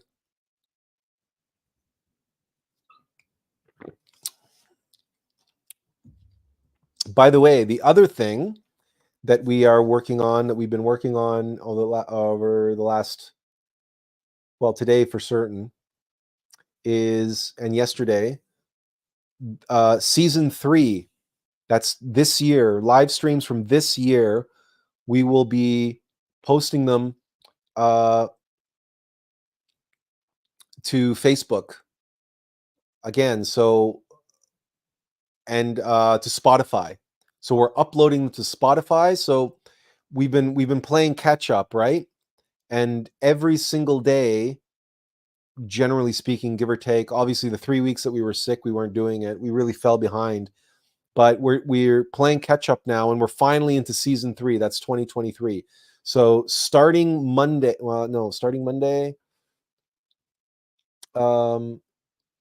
starting Monday, or a week Monday, we will be into season 3 episodes of Atlas Information Live, going on to Spotify and also available on many of the other YouTube Music and Amazon Music and wherever you get your podcasts. So that's something that we're working on as well. And when we are all caught up, at the end of every live stream, we will upload every new live stream to Spotify. So we will switch from getting the live streams on to our podcast every day to once a week, as soon as we're caught back up. So it should take, well, theoretically, it should take 52 days. So 6 weeks, give or take. So somewhere in March, we imagine we'll be all caught up. And then if you miss the live streams, but you can subscribe to our podcast on Spotify or wherever, and even if you miss the live streams, you can always watch them, of course, on YouTube, but you can also subscribe to them on your podcast, and then you'll get them the same day or the next day. They obviously won't be live, but the video will be included, or you will also be able to download an audio only version. Now, we do a lot of visuals, you know that. We've got our whiteboard thing that we started this year, or that was new. So maybe you will want the video version, but in any case, just letting you know that that's another thing that we're working on, among all the other things that we're working on. But this is the work now, right? This is the work that we've switched into. We explained how, moving from monk and scribe to, right, abbot and preacher. I guess it's the best way we can describe it. We want to be able to go on our dog and pony shows. In fact, we honestly, we cannot tell you how our heart longs to get out on stage in front of an audience and be able to speak. We cannot tell you how meaningful and how much our heart longs to be able to get into a restaurant or a bar or a pub or whatever with all of you, or any number of you, and be able to actually meet and congregate in live in person. Yeah, this computer technology stuff, yes, it serves its purpose and everything else, but it's our heart longs for the real connection that we can make. Um,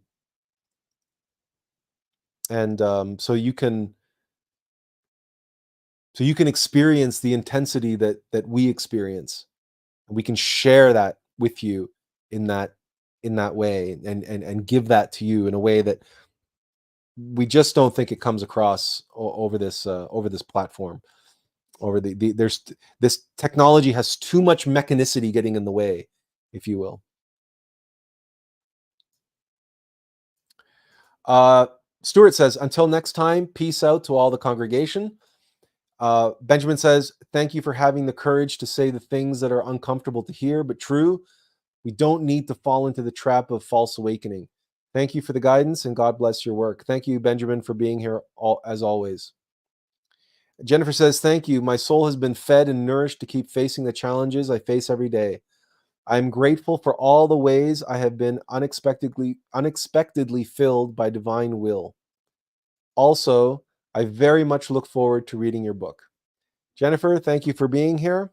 Thank you, and thank you for getting a copy of the book. We hope it arrives soon. Thank you, all of you, for taking time out of your day and out of your week to be with us again. And we hope that you have an excellent week. Keep an eye out on our Facebook page for posts of new videos and new interesting things we might be sharing. And as always, to all of you from the deepest centers of our being, we wish you inferential peace. Thank you all, and we hopefully will see you again soon. Take care now.